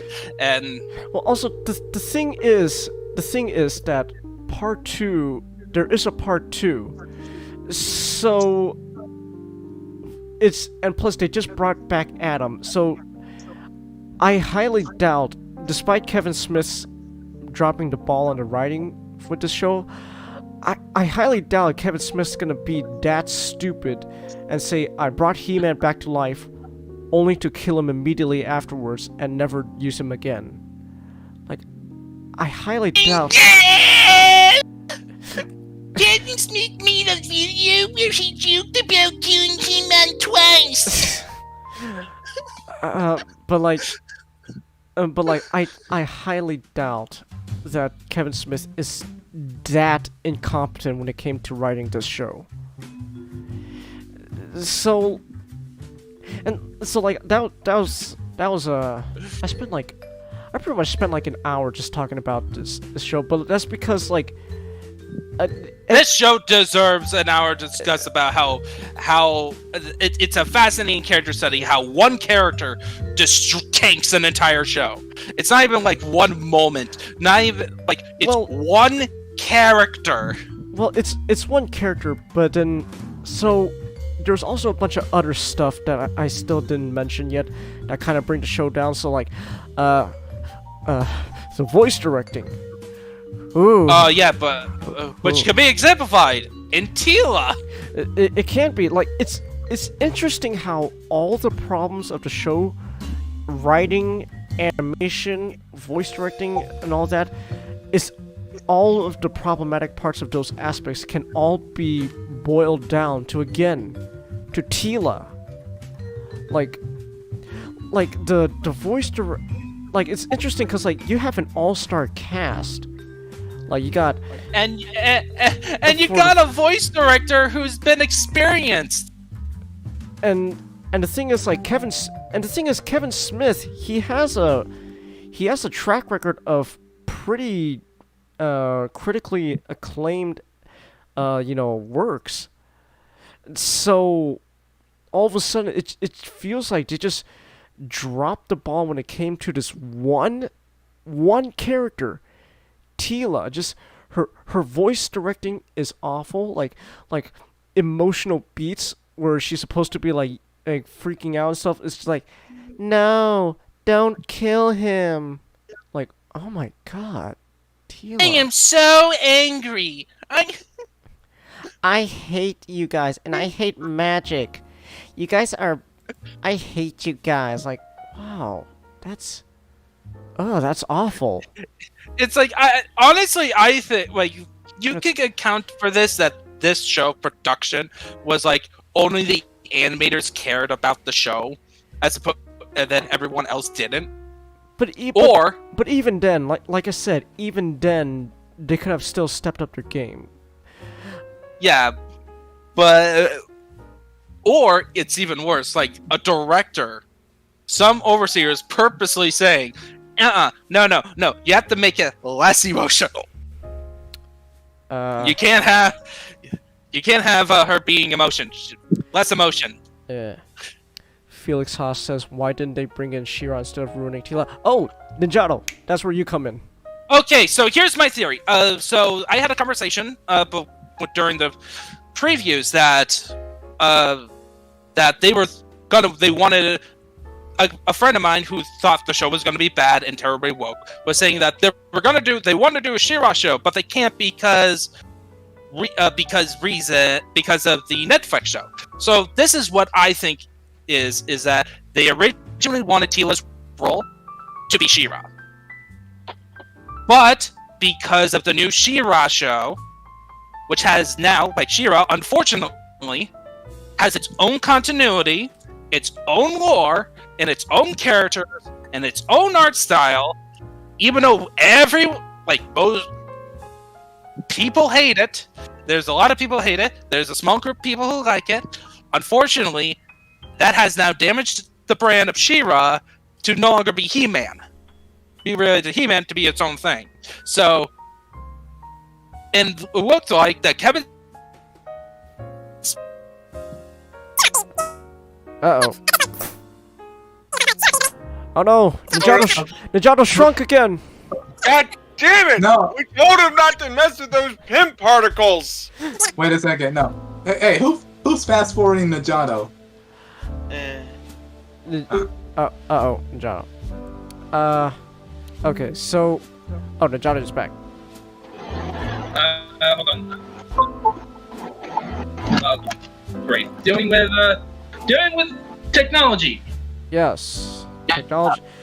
That seems to be a pattern today. Technology hates us. Yes, we need to rely on magic. We need to rely on magic, and all those unmagical girls will put them in giant robots to fight the dragons. Oh, that's a Cross Hands reference. I still don't Yes. know if I want to watch that show or not. By the way, that has the worst world building that you know what. Well, Cross Hands world building, based on what you told me, is purposely bad because of their essentially this one guy who is essentially their god, and he's just he's just horrible.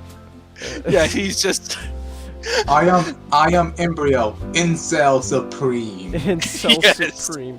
Yes, he's Incel Supreme, and apparently he likes strong women. But so. Well, you can't blame him. So but- he's Harvey Weinstein.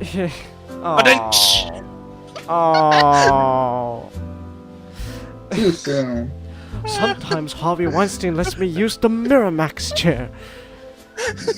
That didn't quite age so well. Yeah. But basically, Yeah. feel. What did I cut out at any point? You kind of cut out around when you were talking. You were about done explaining why She-Ra is now just associated with its own brand. Yeah, She-Ra at this point, unfortunately, it's its own thing. Like when people think of She-Ra now, the first thing they'll think of is her Netflix show.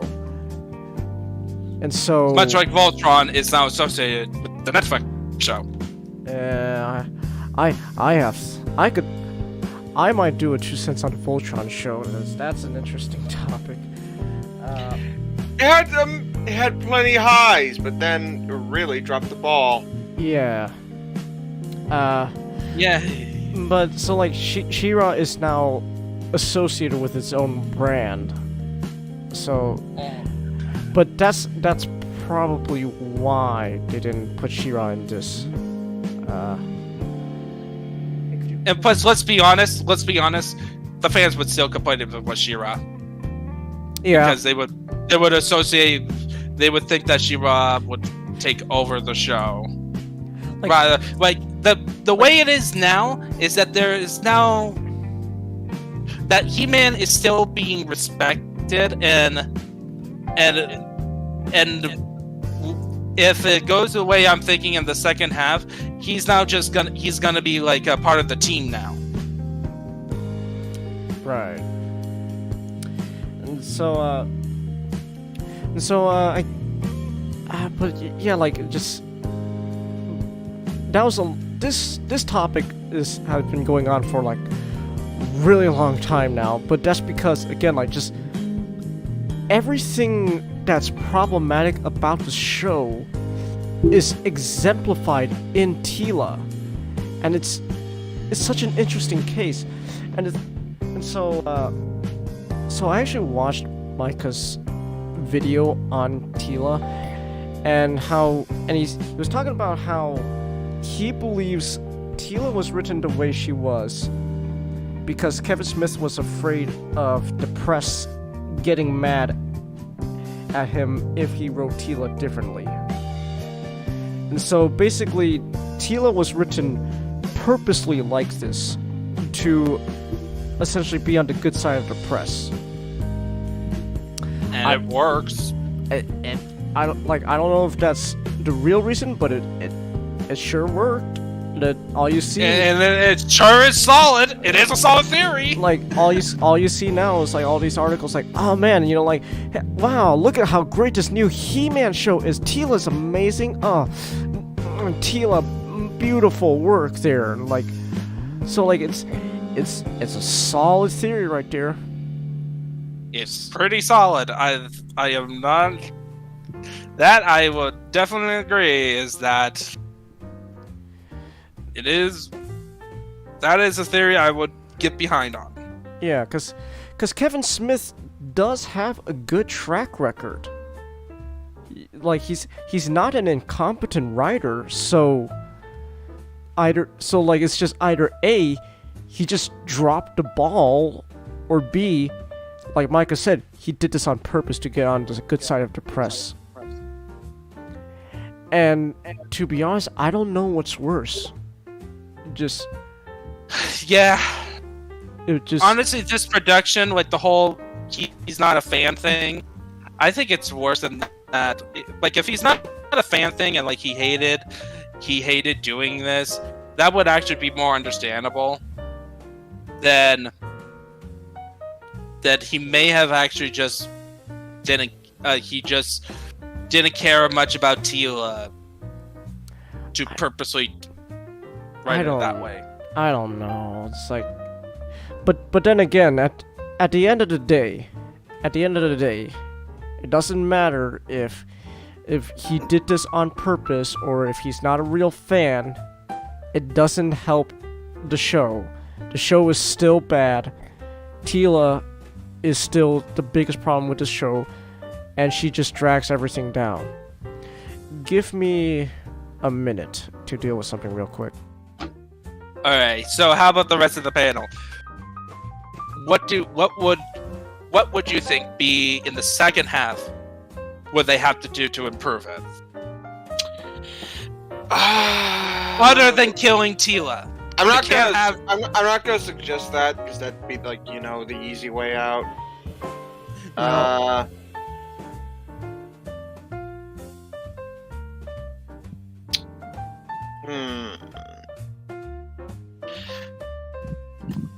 Well, for one thing, I'd have Teela apologize for being a bitch. I would have her begin Skeletor swipe the floor with her. Yeah. Give her like she goes to the attack with her sword, and then Skeletor use like his Master of the Universe to do a JoJo beatdown on her. No, actually, no. I got one. She charged Skeletor with her sword, ready to stab her, and Skeletor does bitch slap her. Or she tried to strike at him. She ends up striking herself because he's actually King Crimson. But I think So I think that Skeletor into a JoJo villain now. Well, he has the powerful level of the higher tier JoJo villains. But basically, I asked the question to the panel. How do you think they could improve the second half? And I made the split stipulation: you can't kill Tila. But I don't. But the thing is, I don't think they're going to kill Tila. Well, of course, but I'm just saying, it's like, oh, we need to kill her, and then they do it. Oh, it's bad. No, it has to be something else. So another thing is that people are speculating that the way the show is set up now, by the end of the second part, Tila will have the Sword of Power, and she will be the Master of the Universe. She will be essentially the new He-Man. And people are saying that's woke and all that, oh no, but the thing is, What's the journey? I always want to ask this, like, it's one thing to just say, it's one thing to have like for example, Sam taking up the mantle of Captain America, because as you know, he's black now, he's a black Captain America. Okay, that's stupid. But Sam taking on the mantle of Captain America could work if you write his journey differently.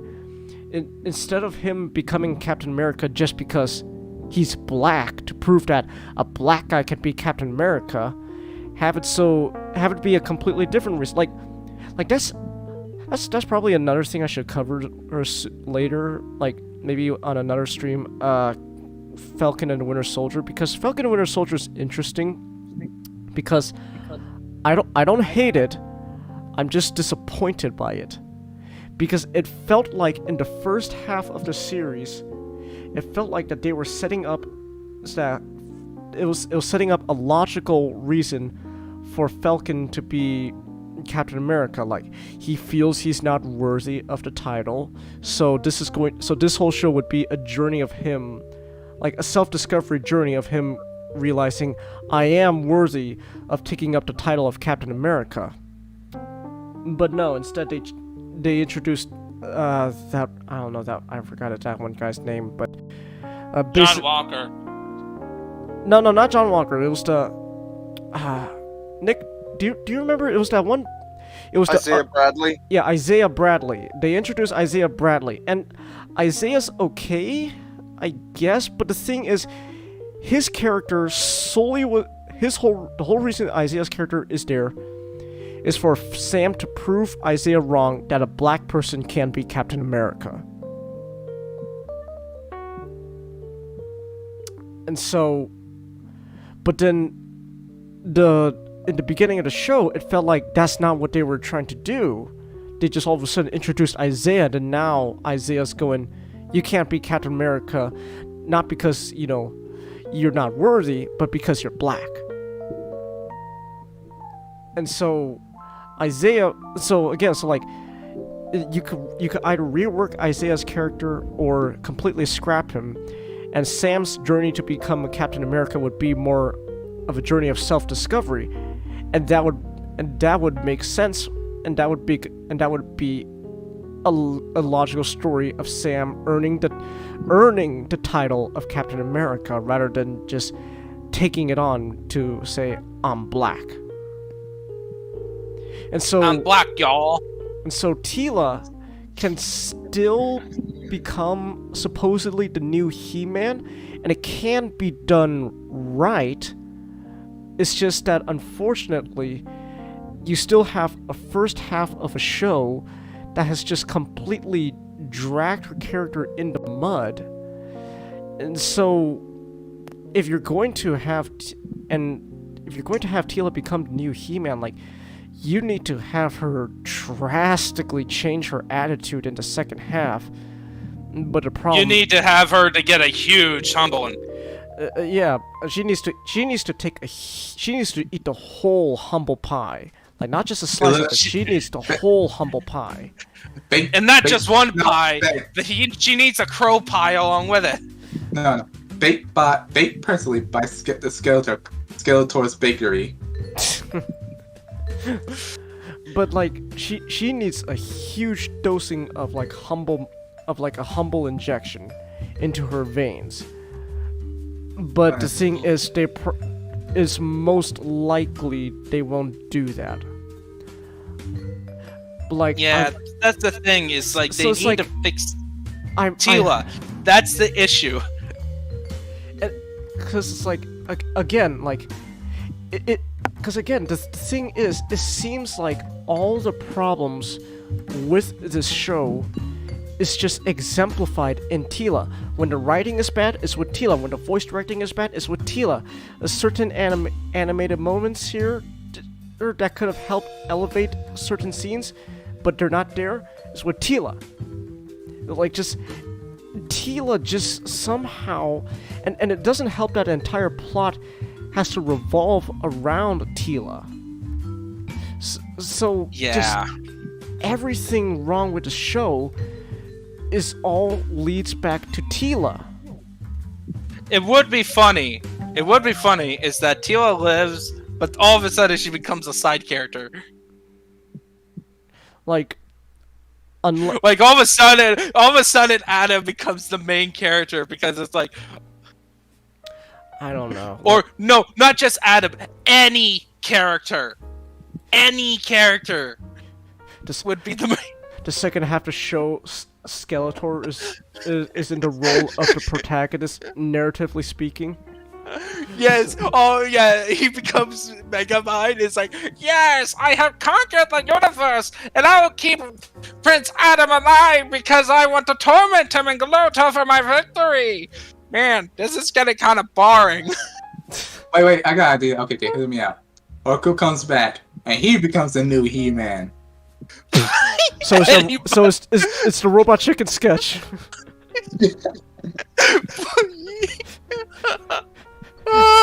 Or Cringer. Cringer grabs the sword Nice. and they go, oh!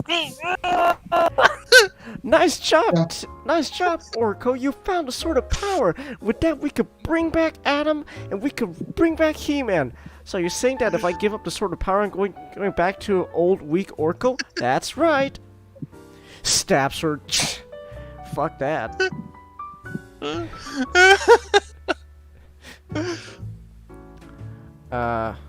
Honestly, I wouldn't mind if Adam and Teela that share dual protagonists.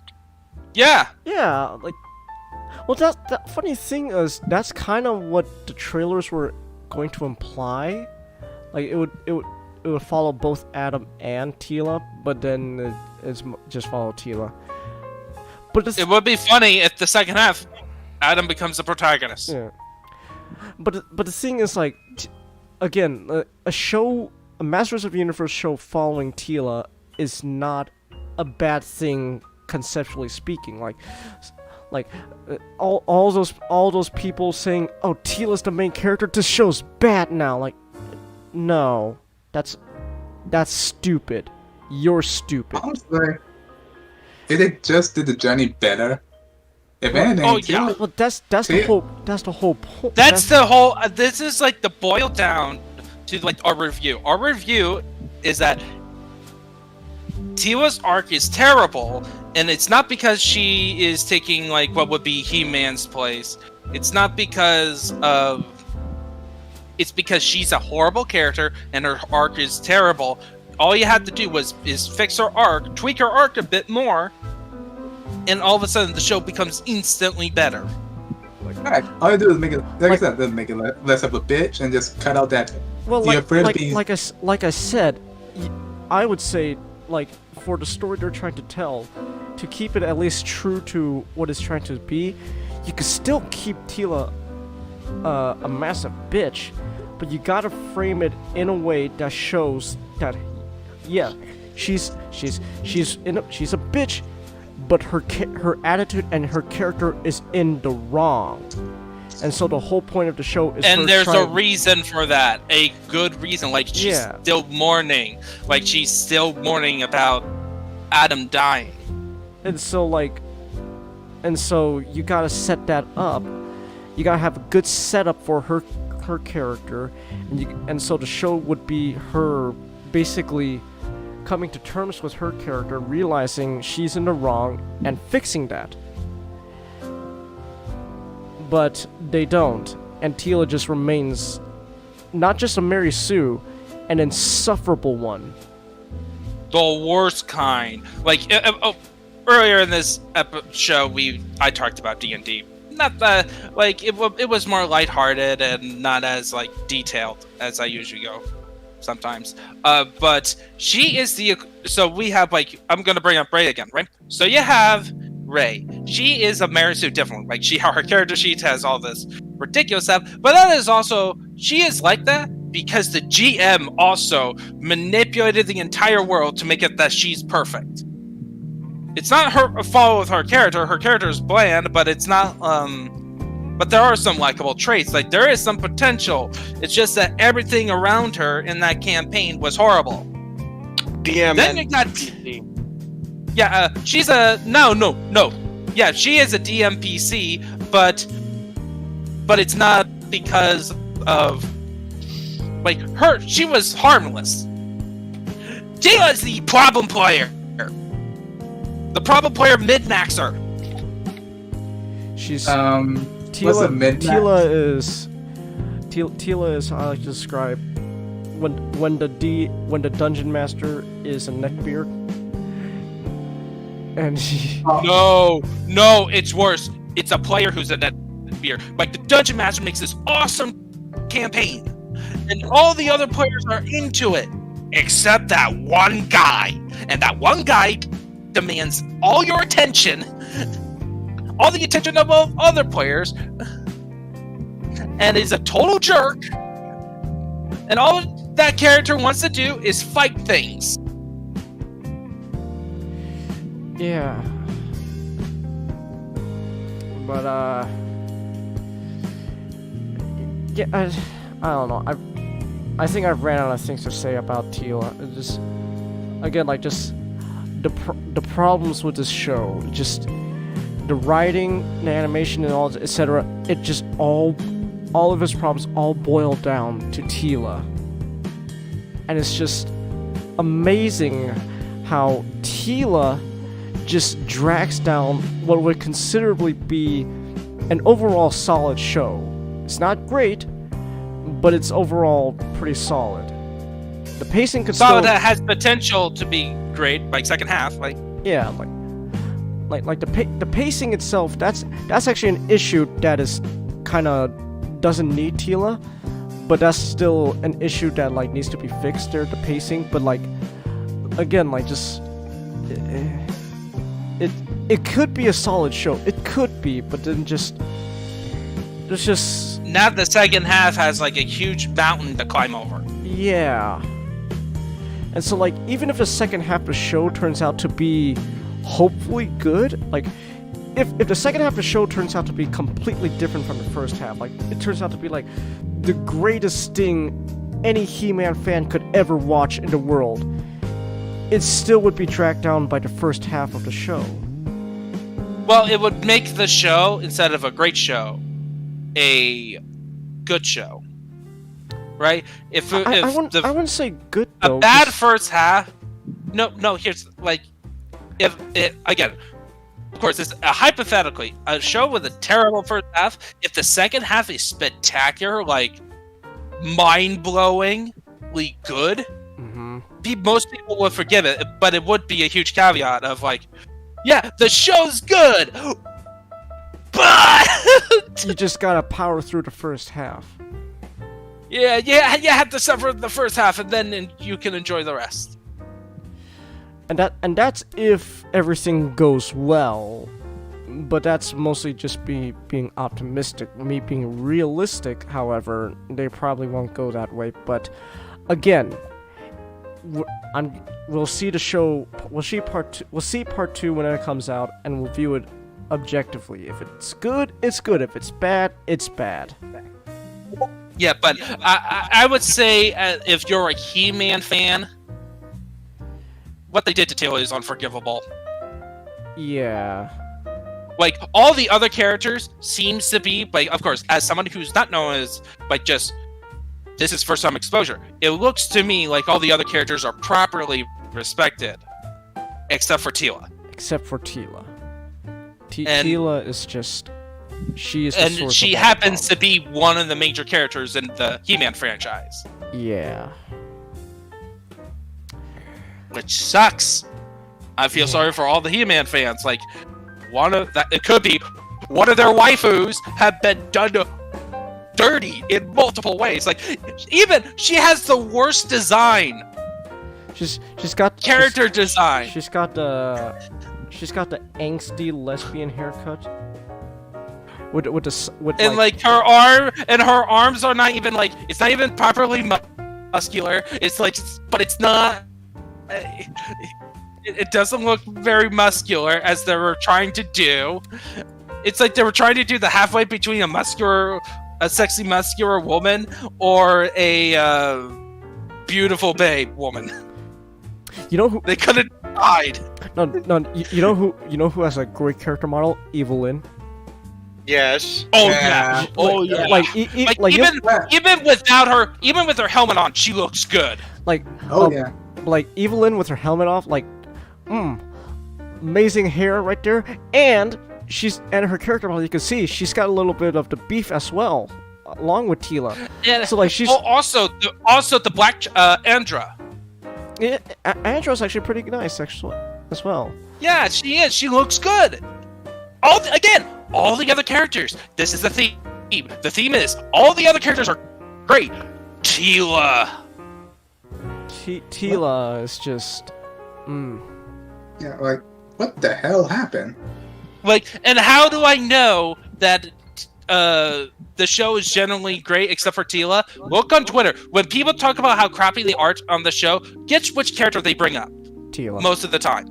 Teela. Like, Yeah, I think someone online removed Teal's. Sorry. well, I was just gonna say, I think in hindsight, when you think about like, Teela's hair was probably a warning, but again, it may appear like a warning, but then again, that's the woke PTSD talking.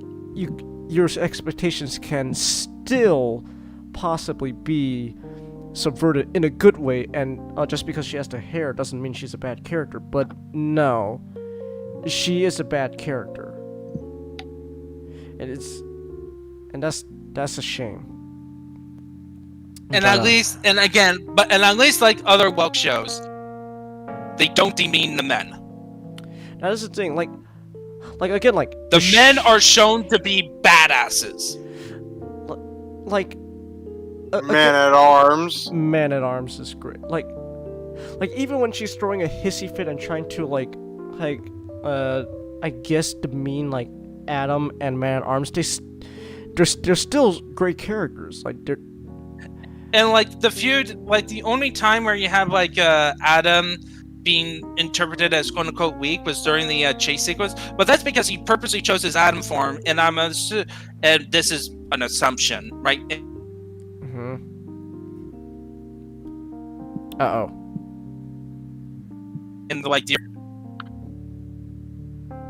Uh-oh. Jano? robot mode. Oh no, not again. Okay, I think you're good now. Say something. I hate Sunday internet. Yeah. Okay. I think we've been going... Okay. Yeah, I know, but just the final thing, like Mhm. Prince Adam and He-Man was respected.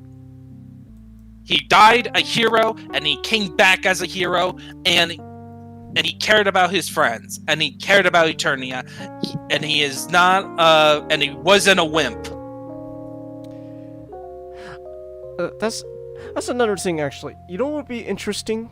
But I know they're probably not going to do this. What if in the second half of the show, if they were actually written pretty well, you know what I would do? I would have that. Okay, fine. You want to keep Tila this bitchy character? Okay, fine. So then when Tila inevitably gets the Sword of Power, she has the Sword of Power, and she does like the chant and all of that. But then, you know, she becomes quote unquote the new He-Man, right? But she does not exemplify what it means to be, I guess, He-Man. And so despite having the power, she's still not a hero. And so when Adam gets his powers again, that's when you show like you, just because you have the power doesn't mean, you know, you're the new He-Man. Like, that's not enough. You gotta show it's more than just that. And that would show that it's like a Captain America moment. Like, just because Steve Rogers is a super soldier, that doesn't make him what Captain America. What makes him Captain America is his character. Oh no, it would be funny if this whole miniseries is a He-Man version of Cap No More. Are you saying that Tila's Nomad? No. Well, she's a combination of Nomad and John Walker.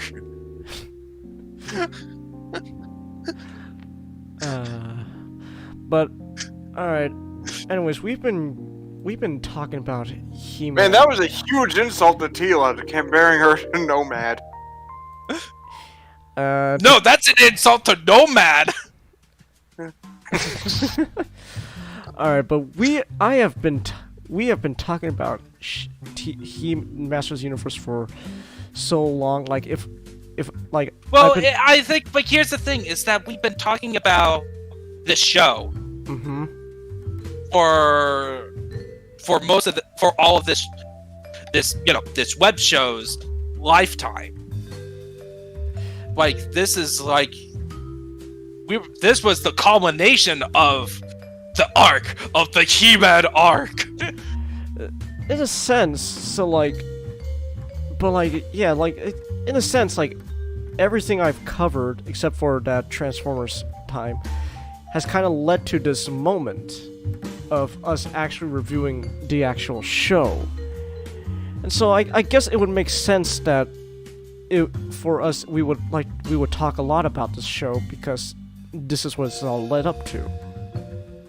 And like I said before, the show is bad, but I still stand by everything I said in the previous 2 cents. Like, the show is not woke. That's your woke PTSD acting up. And it doesn't matter if Kevin Smith is a real fan or not. The show's still bad.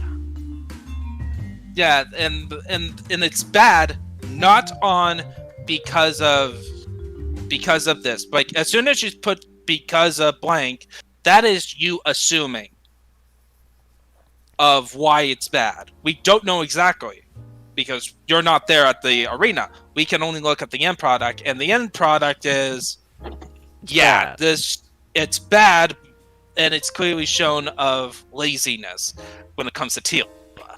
Yeah. So with that, I think before we just start repeating ourselves over and over again, I think we can now finally put an end to Masters of the Universe Revelation. We need to prevent becoming EFAP. at least until part 2 comes out. Oh yeah, and then part 2. Yeah. Okay, right. So we got one last topic. Okay, so now now Nicholas, you're up. So here's actually an interesting thing that kind of made me raise an eyebrow when you said you wanted to cover this topic. You said you want to cover the idea of, in Transformers, of Windblade being phased out. It's more of hypothesis, really. Okay, but it's still an interesting hypothesis that like maybe raise an eyebrow like, really? Windblade? The fan-made character? Okay, so for The context, character that has shown up most of the Transformer shows. Well, let me explain. mhm. All right, so for those who don't know, Windblade is literally the very first character created by not just one fan, but like the entirety of like the Transformer fandom, because she was created through polls on Hasbro's website, showing what they wanted for the character, and essentially, in doing so, we ended up getting Windblade, and so she got a toy in the Thrilling 30, and she even had one in what's it called? Titan's Return. And I think she was in the animations, right? What? Animations of Titan's Return. Yeah, she was in Power of the the Primes trilogy cartoon. Yeah. yeah, and no, she was actually the worst character in that. Oh, so she was Tila. Okay. Yes, she was. She was. We can never escape now from Windblade was. Tila. Tila is our nemesis. We can't escape it. But Hi, I'm Windblade, and I'm here to save the day. Shut up, Tila. Tila's not a thing in the universe. Shut up, Tila. So, I say this because I was like, ooh, itchy. Hold on.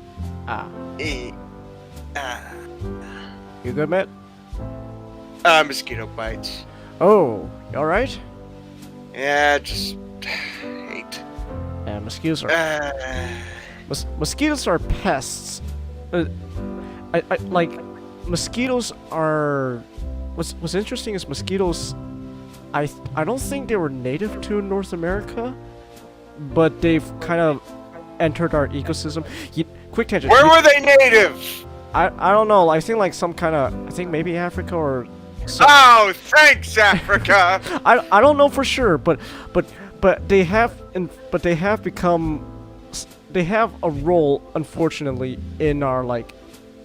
Web, like a web of life and all that, the ecosystem. You know what doesn't? You know what creature doesn't have a role and which definitely deserves extinction? Wasps. Wasp.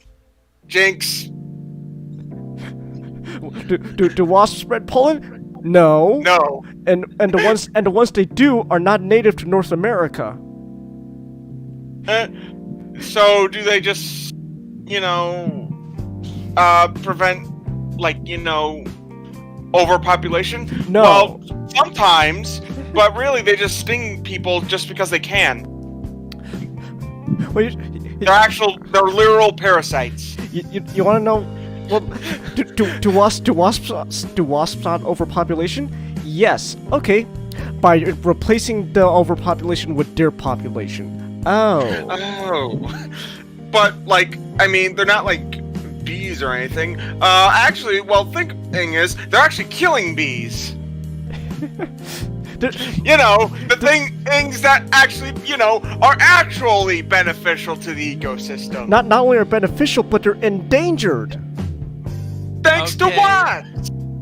Honestly, this should just be the whole fucking topic. Let's do an impromptu topic about how much we hate wasps after this. What? Okay. What?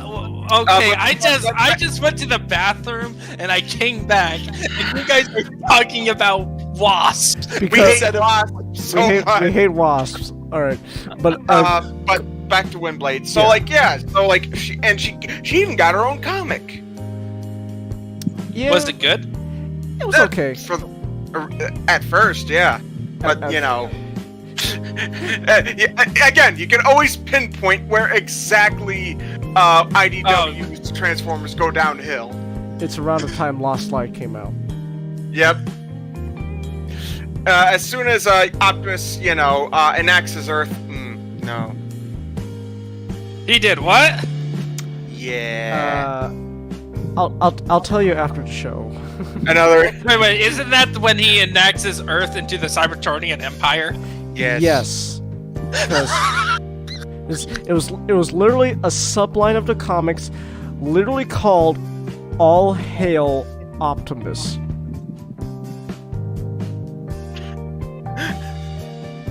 Yeah. Again, you could pinpoint exactly when the show these go. Did you stream this bit? Is this shown on stream? Hold on. I gotta change the windows real quick then. Are you just doing a facepalm? I don't blame you. Hail Optimus! Hail Optimus! Or myself. Oh, hail Optimus! See, how myself. Please tell me they have an all hail Megatron storyline. Oh yeah, that's Yes. like one of the best storylines. Okay, so Okay, I'll- that's at least they're equal. Equal I'll tell you about All Hail Megatron later. But okay, so back to No, when actually, let's make that into the Comic Crypt podcast. All Hail Megatron. Yeah. Oh, okay. Just to let you know, fuck Sunstreaker. Oh no, is he naked? No, but all I'll say is All Hail Megatron is all Sunstreaker's fault. No. All right. And by extension, somehow Shockwave's fault. Let's be honest. Yeah. Again, IDW is all Shockwave's fault. Wait, Literally. Wait, I think I know why Tila was such an awful character. It was me all along, Adam. I made sure that Skeletor would hide in Evelyn's stuff, so that way he would become the master of the universe, so that way I could kill him and become the master of the universe myself, so I could prove to you all that magic is bullshit. It was me, Hold on, Optimus. hold on. I was Tila all along. Hold on. Tila, I haven't been entirely truthful with you. So, it turns out, he rips off a mask. It was me, Shockwave all along. I was He-Man. Alright. But going back. Wait. People are blaming Kevin Smith, but they should really blame Shockwave. It's all Shocker's fault. But going back to Windblade. Okay, where was it? Well, okay, I think we said Combiner Wars. That's where we left off. Yeah, Combiner Wars, because we had a whole tangent of how Windblade in the Prime Wars trilogy is just Tila. Yeah. Okay, so and she even got her own spot in Robots in Disguise. She was alright. Yeah. Well, apparently that show is on the lower tier. It is. It is. But, you know. It's not as bad as Energon, apparently. Apparently, Energon is the worst. Energon is just... It's something else. It really is. But where was it? So, and essentially the whole thing is, gears turning. Run, hamsters, run! God damn it, what was our idea? It's just a bunch of xenomorphs inside my head. God damn it, what the heck were we saying? Hey, why did you throw out that paper? I thought it was recycling. God damn it, what do I pay you people for? You don't pay us. We're just clever figments designed to create the illusion of thought. Talk more like that again, and you're out of here. No, please, I have 3 kids. Inside Xenonick's mind, it's just like it's like a single neuron is struggling to charge. It's that fucking. It's like No, it's like no, that scene in- of it's like that mine scene in is- Gumball where I'm using my Richard's using his brain. I let out a fucking roar. It's Let's like be honest. he's not gonna make it. No. guys. No. Oh, Ah! hate my internet. Ah. Let's be honest. Next is a Family Guy episode. What was What? that? Okay, Xenonix Mine is the world of Family Guy. I mean, he Oh, does. with xenomorphs. He does always make me look up Seth MacFarlane clips. Okay, and essentially, yeah. So, like, you would think, oh, yeah, she's like the one of the biggest characters in Transformers because she was made by the fans, but like you kind of notice, like with Netflix trilogy, it's kind of like she in the main line, she hasn't had a toy since Titan's return. That was okay. So today's Kingdom, Earthrise, Siege, 4 years at least. Which, considering all the fucking Ironhides and the Bumblebees, as goddamn the fucking Bumblebees. Look, Thanks, Has- Bumblebee movie. Look, Has- An example of how a non-Optimus Prime Transformers can be a good thing.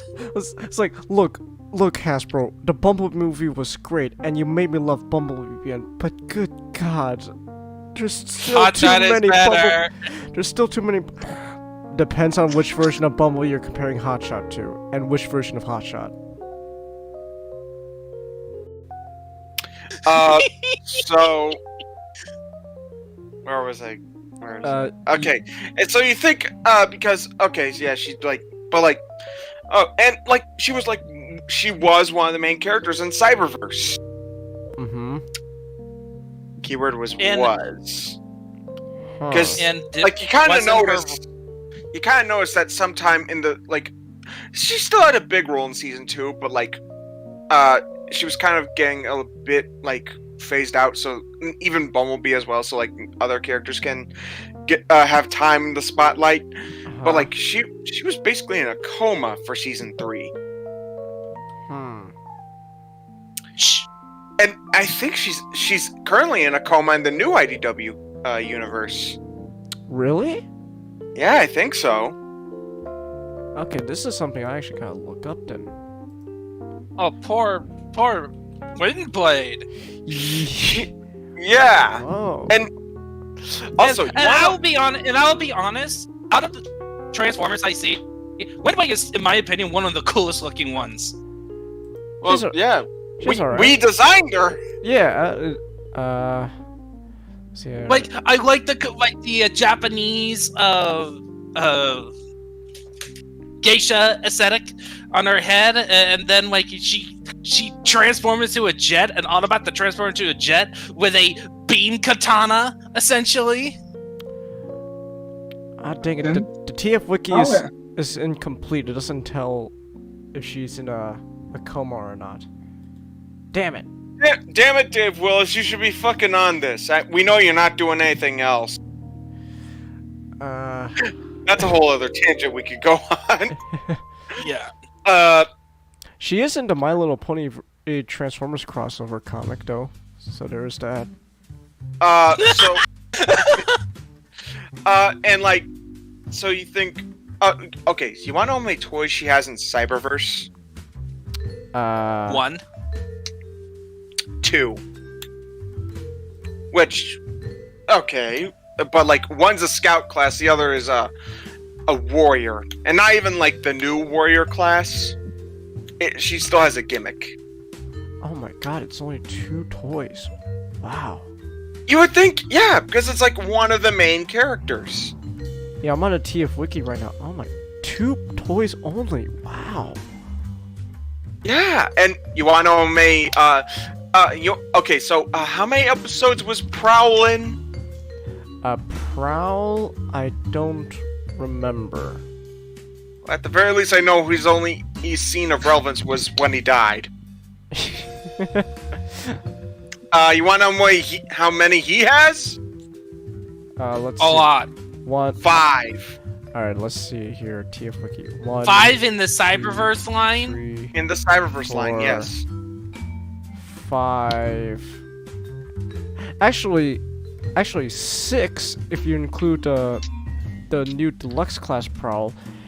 I was counting deluxe. What I was referring to is 5s because one of them is a repackage. Ah. I was being generous. Okay. Oh my goodness. Like, No, why? actually, What did they do to my girl? Actually, 6 if Yes, you... yes. Okay, now it's now canon. What way is that one of Ninjato's waifus? Put that on the list. Actually, 6... Actually, Yes. it could be 6 if you include the tiny turbo changers. I am. You are? Oh, dang it. Oh my goodness! They Windblade did to doesn't my waifu! Windblade doesn't even have a tiny turbo. You know who does? Black Arachnia. Really? Who cares about Black Arachnia? You take a that lot of- back. Yeah, you take that back. But she's not even in Cyberverse. Because, okay, oh my god. Okay, so for tiny turbo changers, you got Bumblebee, Optimus, Grimlock, Hot Rod, Jetfire, Drift, Black Arachnia, Soundwave, Megatron, Starscream, Prowl, Silverbolt, Sideswipe, Jazz, Acid Storm, Shrapnel. He says Scrapnel, but it's Shrapnel. Yeah. World, Chromia, Dead End, RC, Megatron X. Megatron X. Yeah, alternate universe, even eviler Megatron. Long story. How can you be evil? Long story. Long story. Nah, Cup. Oh, Cup has a tiny turbo changer? Yes, Cup. Huh. Alright, time to get my drugs. Like, they all of them. Like, it's everyone but Windblade. They did my girl dirty. They did. Huh. And that's a shame. And it probably. Oh wow, Cup actually was in the cartoon. I had no idea. I didn't know that. Oh yes, Oh, I same with- remember. Cup was in the cartoon. He was in the. He did like these little intros during the whole Quintesson arc. Yeah. Also, so did Shrapnel too. I forgot he was part of the the alternate universe. Yeah. Yeah. Alright. Oh my. So you're thinking? Why do you think they're phasing her out? Okay, so I want to say I'm starting to you can't and feel like she's kind of losing like relevance even in season 3 of Cyberverse. It's making me kind of think: are they actually kind of phasing her out? Why? But That is a do good they question. Want to do Why? like another poll? I don't know. Well, they did in our poll, and that gave us Victorion. Who's Victorion? She's the first female combiner made out of an all-female cast, led by. And their leader is the biggest bitch in the galaxy. She's What's her name? Pyromagna is basically. Actually, Pyromagna would probably be a better stand-in for Teela than Windblade in the Prime Wars cartoon, because Oh my Pyromagna. God. What a fucking bitch. Okay, insufferable. so they. Well, so in Transformers, you could tell if a character is being phased out, most notably with the toy line. If they're not in a more recent toy line, then it's probably they're trying to phase the character out. You might know this, Ninjato, because Hotshot. Once Well, they also did that with Red Alert no, for a but while. no, but Red Alert is well. But the thing is, Red Alert is now back to how he was in G1. He's got a toy, a more Yeah. G1 toy, which is like a repaint of Sideswipe. But Red Alert is and like I'm bitter.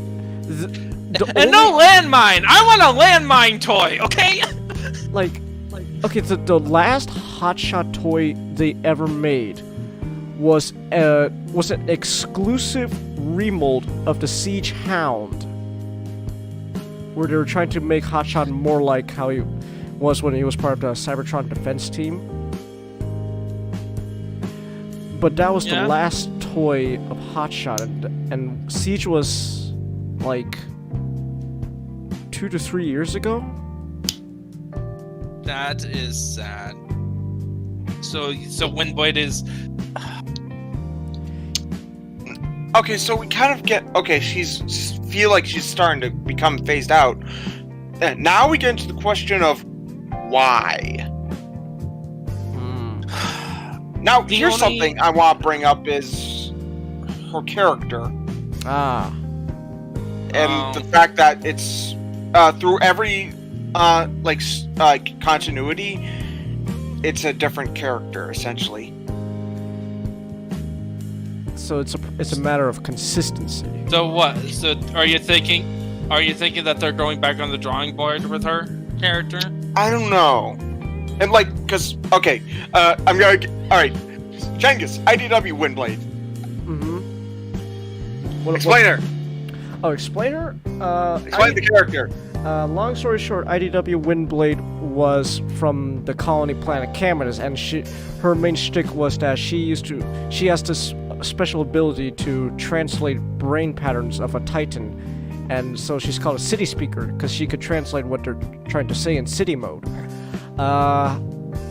That's what was her initial character, and then because in IDW when she was introduced, Metroplex kind of became ultimately a huge important part of Cybertronian civilization, because Cybertronian civilization kind of needs a place to stay when Shockwave kind of fucked everything up for everyone when he had another big brain scheme.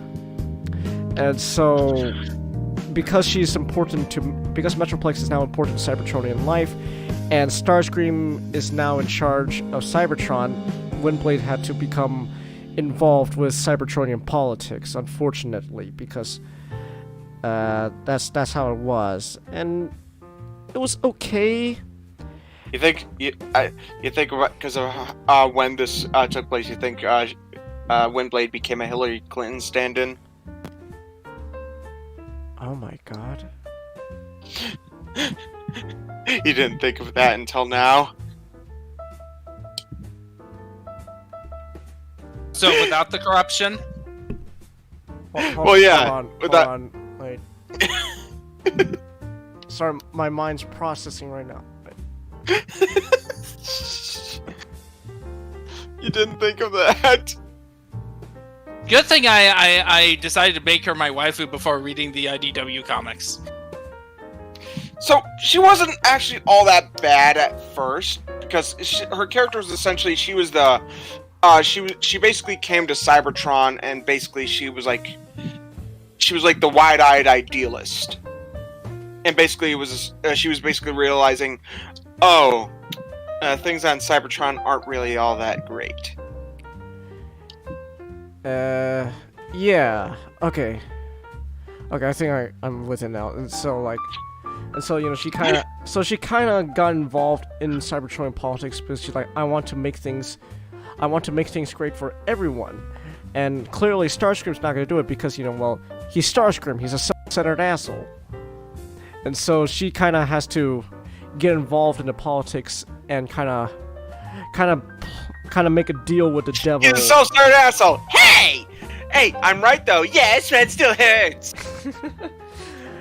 And so she got involved in Starscream's little political game to ultimately, for the betterment of Cybertron, because because no one else was gonna do it because Starscream's in charge, and he's an asshole. And you know, it was okay, and it was fine. She kind of started getting a little interesting. It was around All Hail Optimus when, again, that's when things started getting downhill, where she started. Well, to be fair, she was right to call out Optimus in his bullshit, but at the same time, that's more of a problem with how Optimus was portrayed, because Optimus would never essentially forcefully take over a planet to forcefully make it part of the space United Nations Starscream is creating. So Freedom is the right of all sentient beings. Most Optimuses, IDW Optimus. I'm just going to slay this planet. And then movie Optimus comes in. Rips IDW's Optimus' face off. Oh my god! I didn't want you to do that to him. What? Do what to who? I just like stealing faces. and so Windblade all of a sudden then started having, essentially Windblade started getting this weird, she started getting written weird where she's like, enough with the old guard, I'm going to introduce the new guard. Oh no, she's an SJW. But again, to be fair though, the reason why she was written like that is because the old guard, essentially, like Optimus and all those guys, were kind of starting to be written poorly as well. So, like, Windblade's problems in the IDW comics is a microcosm. It's a microcosm of the bigger picture, essentially, and so that happened, and then long story short, Starscream had a moment. There was a little moment of character for Starscream where he kind of realized, oh, I am an asshole. I don't think I'm really fit to lead Cybertron. Windblade, you're in charge now. Wait, what? What was that Starscream in the Combiners War? Oh wait, he was in the trailer. And then we don't talk about the Prime Wars trilogy, but well, here's the thing. I don't know about the second IDW Windblade, but so that leaves us to our next Windblade, and that's Prime Wars Windblade. Prime Wars Windblade. And Windblade, I'm here to save the day. But Prime Wars. So Windblade, Legend of Windblade. Yes, but more bitchy, cause So I'm now imagining Korra. So basically, as Windblade. So basically, the premise of the Prime Wars trilogy was the Combiners attacked Caminus and killed her friend that we just met like 5 seconds ago, and now she's throwing a hissy fit. Oh my goodness. And so now we're supposed to care for her because her friend that we don't give a shit about just died after we met her 5 seconds ago, and so now she wants to kill all the Combiners and kill all of Cybertron's political leaders because she believes they brought the destruction of Caminus, even though Menasor did absolutely no shit to Caminus. And that's more of a limitation of the animation. And so basically she's like, so she wants to kill all the Transformers. Not all the Transformers. She wants to kill all the Combiners, and she wants to kill the guys in charge of Cybertron because she wants the Enigma of Combination to destroy it because that's the source of all Combiners. And then and she'll kill anyone in her way, essentially. So when Optimus comes along, what's the first thing she do? She tries to fight him. And Optimus literally has to go, no, bitch, stand down. And so, you don't know who you're talking to. You're trying to kill here. I'm Optimus Flippin' Prime. And then from that point on, she's like, wait for it, Prime. And from that point on, Windblade just she just followed along with Optimus, and she just kind of was a bitch. And then Titan's Return happened, and she was less of a bitch. That's all I could say. Honestly, that's literally her character. She was less of a bitch. And then Power of the Primes. Yeah, the same. That's all I could say. That's literally her character. She's just less of a bitch. And then Robots in Disguise happened, and she was alright. Robots in Disguise Windblade is my second favorite Windblade because she just screamed. She radiates tomboy energy. I just like her, and yeah, that's it really. She radiates tomboy energy. And she kind of has. They were trying to do like a rivalry with Sideswipe, but that never went anywhere, because Robots in Disguise. And then Cyberverse happened, where literally she's the best version of Windblade by just making her Bumblebee's best friend. Okay, so and such Best friend. Yes. yes. But Right. no. Right. Okay. They're best friends with or without, maybe possibly with benefits. Who knows? I like the idea that Windblade is trying to hit on Bumblebee, but Bumblebee's too oblivious. He's the shonen protagonist. Windblade literally strips off her armor. Bumblebee, oh my god, Windblade, why are you naked? Puts a robe around her. You'll get cold.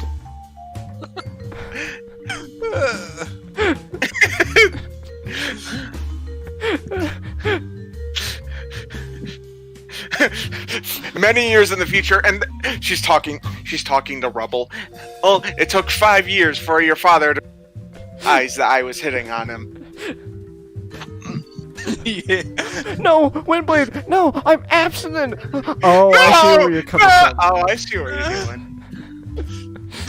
Yeah. Wow, that was great, Windblade. Say, where'd you get that tattoo on your lower back? I don't know, Bumblebee. Meth is a hell of a drug. What?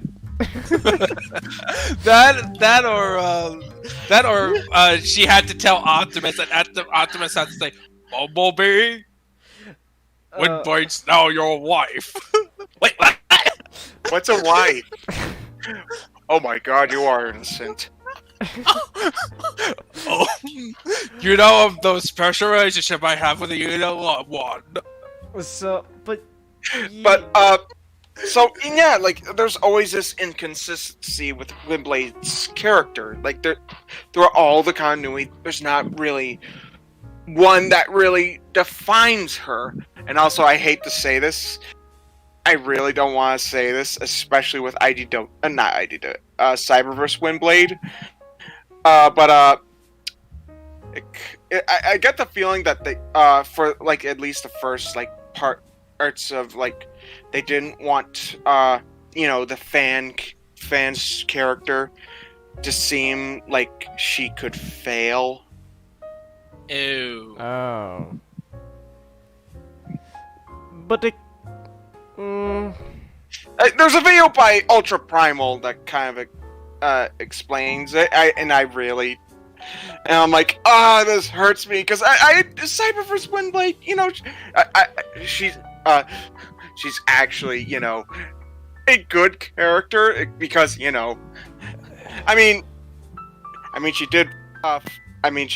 was in a fucking coma for an entire season. I guess you could argue they toned it down. Yeah, but and I feel like I don't know. I don't want Hasbro to phase her out because, I want a new Windblade toy. Yes, exactly. I want a actually really good Windblade toy. So I can transform her, can pose her, especially her beautiful spread. Have her be by my nightstand, looking over me, eat and make me. Also, No. Okay, you know what? I'm gonna say this now. If they ever release a new Windblade toy, like mainstream line, or they do a quote-unquote nice version of Windblade, So- I would do a Hold Johnny on. the Hog parody. There Okay, was so that now one. There was I was that about one to say, model kit. Yeah, there is a model kit, and I was actually gonna bring this up. The Flame Toys Windblade, and I kind of feel like Hasbro was like, oh yeah, we kind of dropped the ball on this one. We should probably just forget about her after this toy's release, just so people don't criticize us. Because it won't surprise me if they were doing this ever since that, which is stupid. Oh. I'm just gonna get that toy now in protest. I'm getting that model kit now. I love building model kits. So here I'll put this in 2 cents backroom so you can see it in general. Oh, $50? Yeah, it's 50. It's an expensive kit. Well, it is on pre-order. But No, that $50? That's like, Yeah, it's not bad. Oh. yeah, Yeah, for yeah, a model yeah. kit. Yeah. Model kit that puts it in a range it's- of like a masterpiece, a masterpiece or a Master grade. rarer high grade.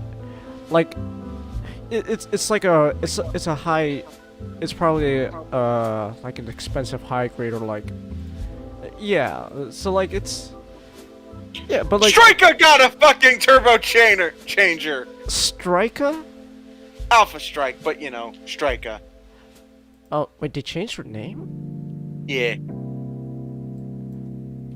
Wait, hold on. Alpha Apparently it's for trademark reasons. Oh, I know that, but like they lost the right to Striker.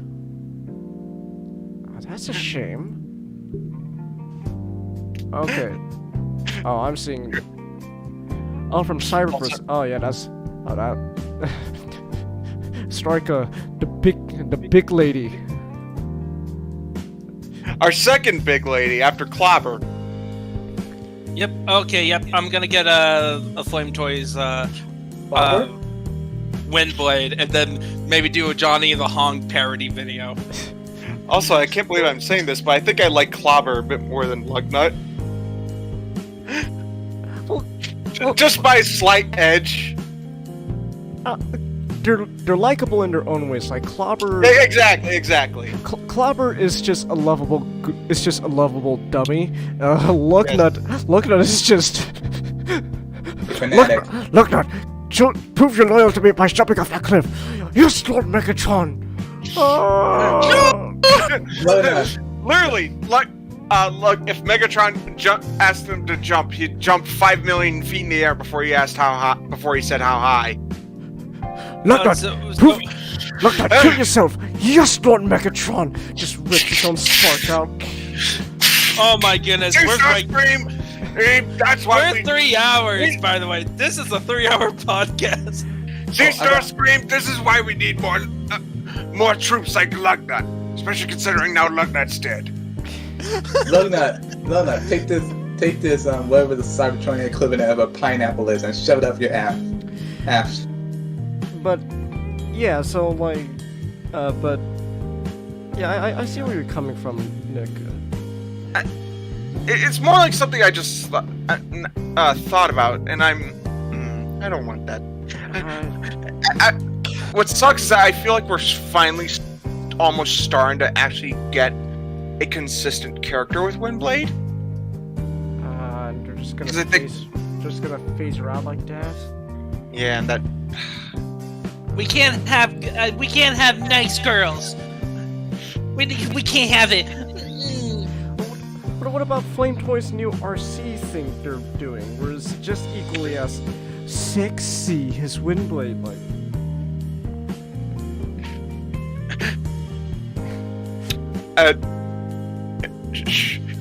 What was the last time RC was relevant? Never. Yeah. Other than the time. But she has a Cyberverse toy. She's You'll got a know that. Kingdom toy, which is just a re-release of Earthrise.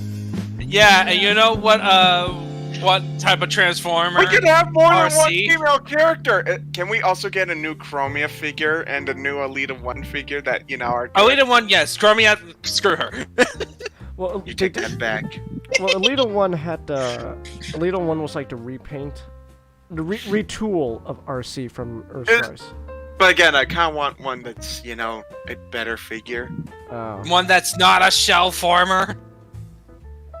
Or honestly, No, you know that no, one The one that you figure can't Jobby, transform. you know that one Jobby figure that the one video Jobby did that was actually have the good RC figure. Not the nice, but one that actually was more like RC. Yeah, the... Something like that.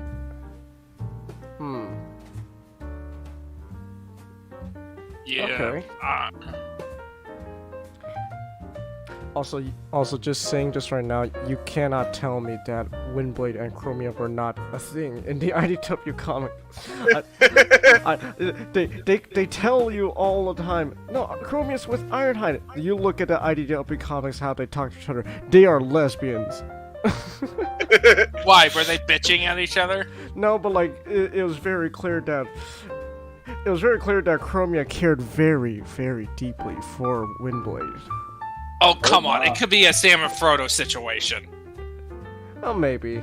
Well, Ninjato, you cannot tell me that Sam and Frodo were basically doing it when I see the movie. All right. No, Xenodeck. Hold on. No. Frodo literally kissed Sam.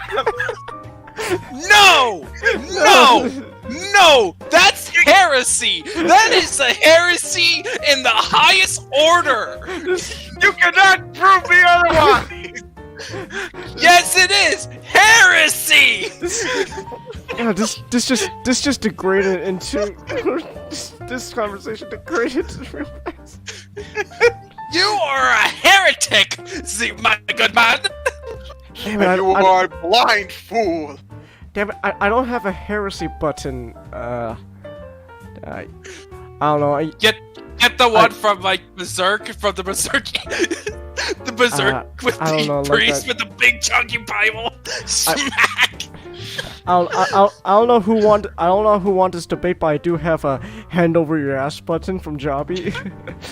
No, it is clear that I have defeated you in intellectual first. combat. Hand over your channel and your ass.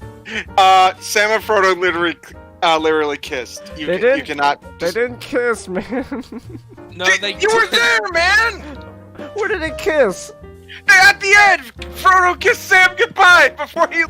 It was on the forehead. That's not a gay. Wasn't that? That's not a Yeah, gay that kiss. is not that's, a gay thing. That's not a gay And- kiss. That's like And a. plus, and also, Xenonick, you know other cultures, men kiss each other on the lips as a greeting and a goodbye. And that is not Okay, gay no, for some reason. okay, that- Yes, no, it's not gay. well- It's weird, but it's not gay. I don't know. Once you start kissing on the lips, that's when it kind of gets a little gay. But on the but the forehead kiss, that's not gay. Can I mention that we somehow went from Dude, with all the Transformers? subtext, that might as well be gay. Guys, can I need to remind you guys that we somehow went from Transformers to whatever this is?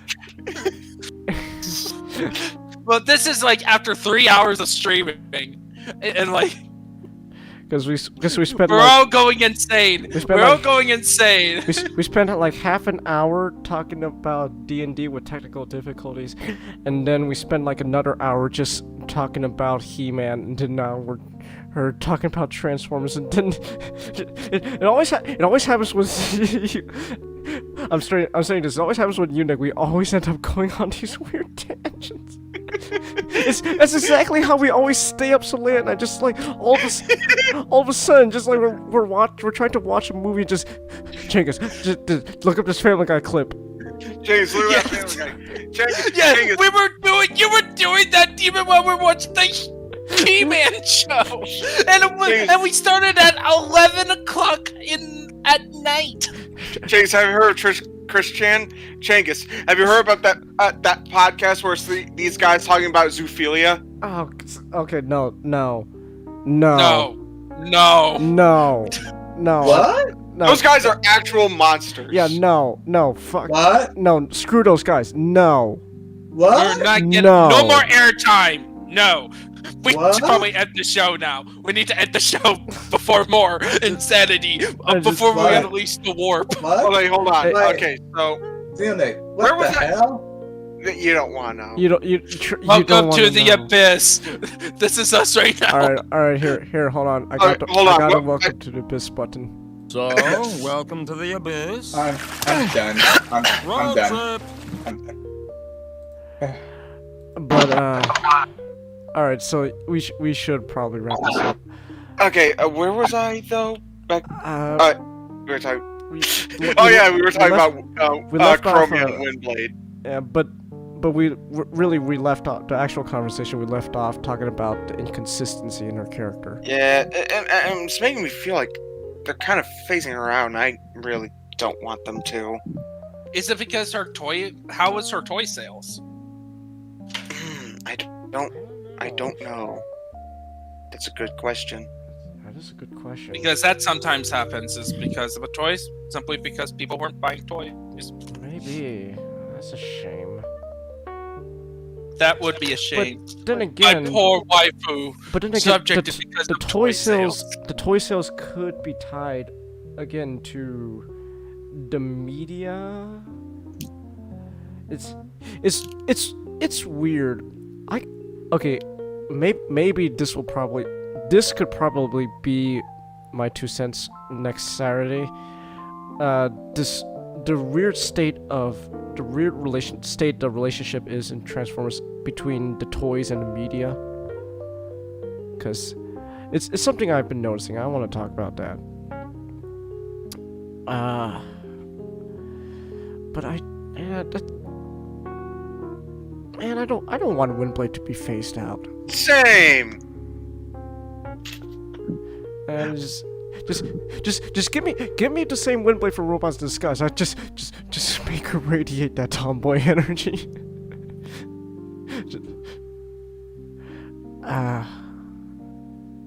But I don't. I now discover. I think this was a productive show. We kind of vented about our hatred of Tila. Tila is like, if we ever do like a top 10 worst characters, Tila is high on my list. Tila's just. I think she's gonna be my number one.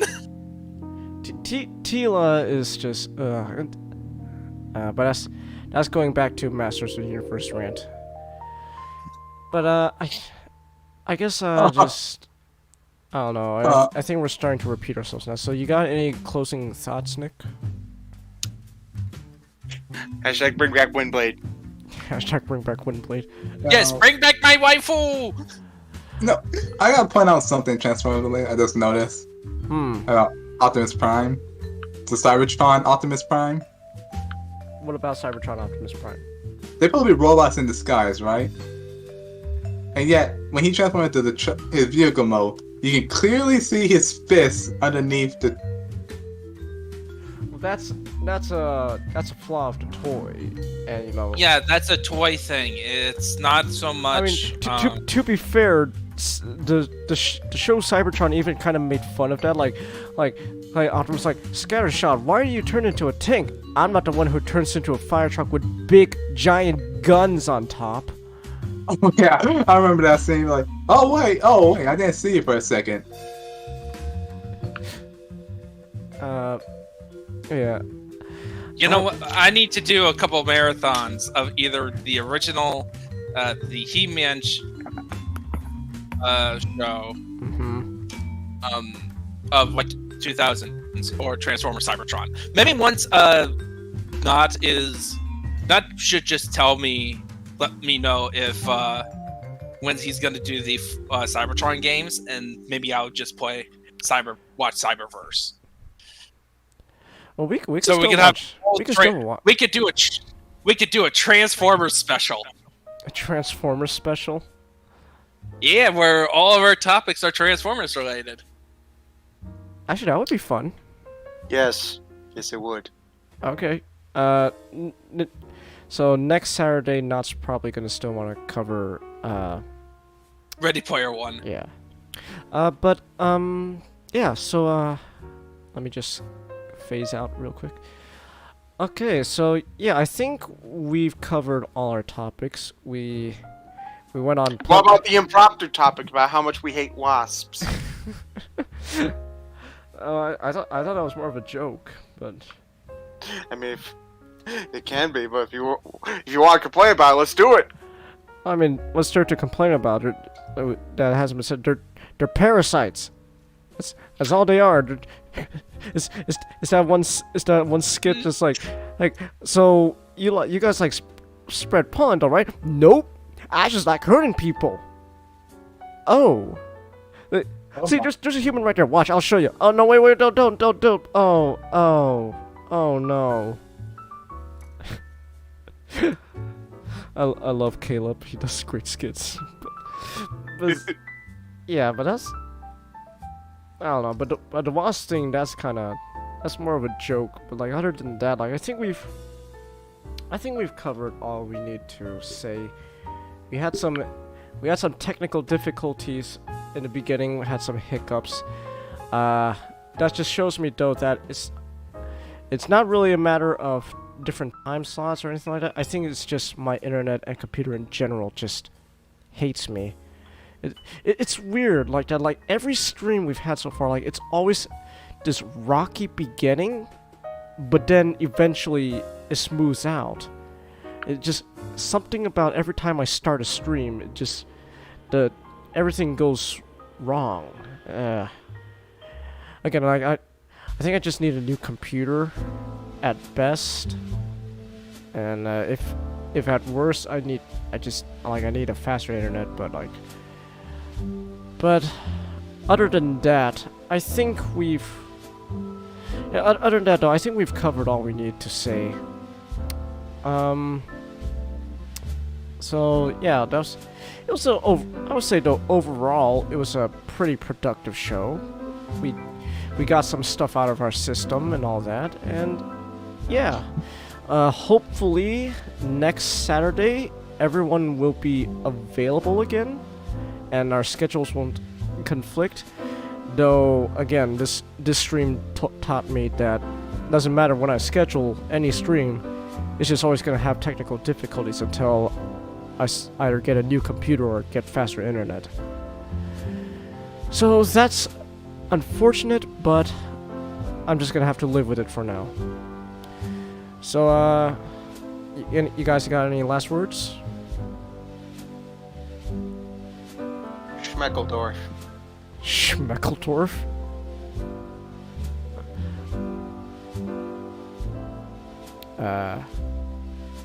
Alright, I'm back. Oh, okay.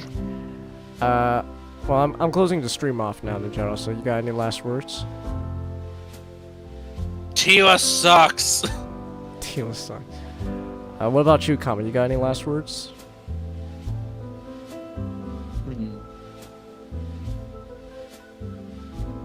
Fuck 'em.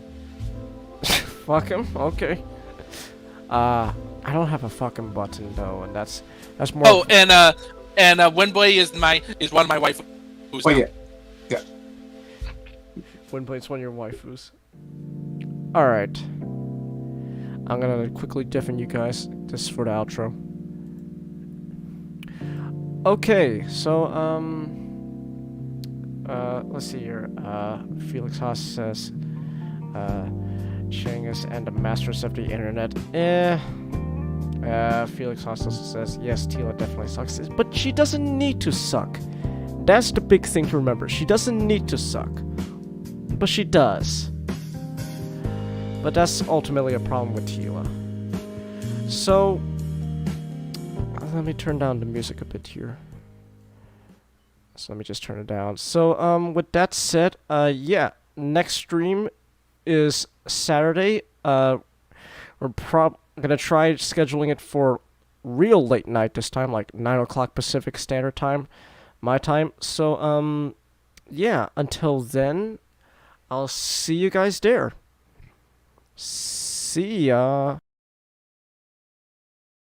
Oh wait, hold on. Damn it, I messed up my own intro. I gotta do something real quick. Okay, there we go. I fixed the issue. Alright, now I could do a proper intro. Alright, Saturday, 9 o'clock Pacific Standard Time. See you guys there.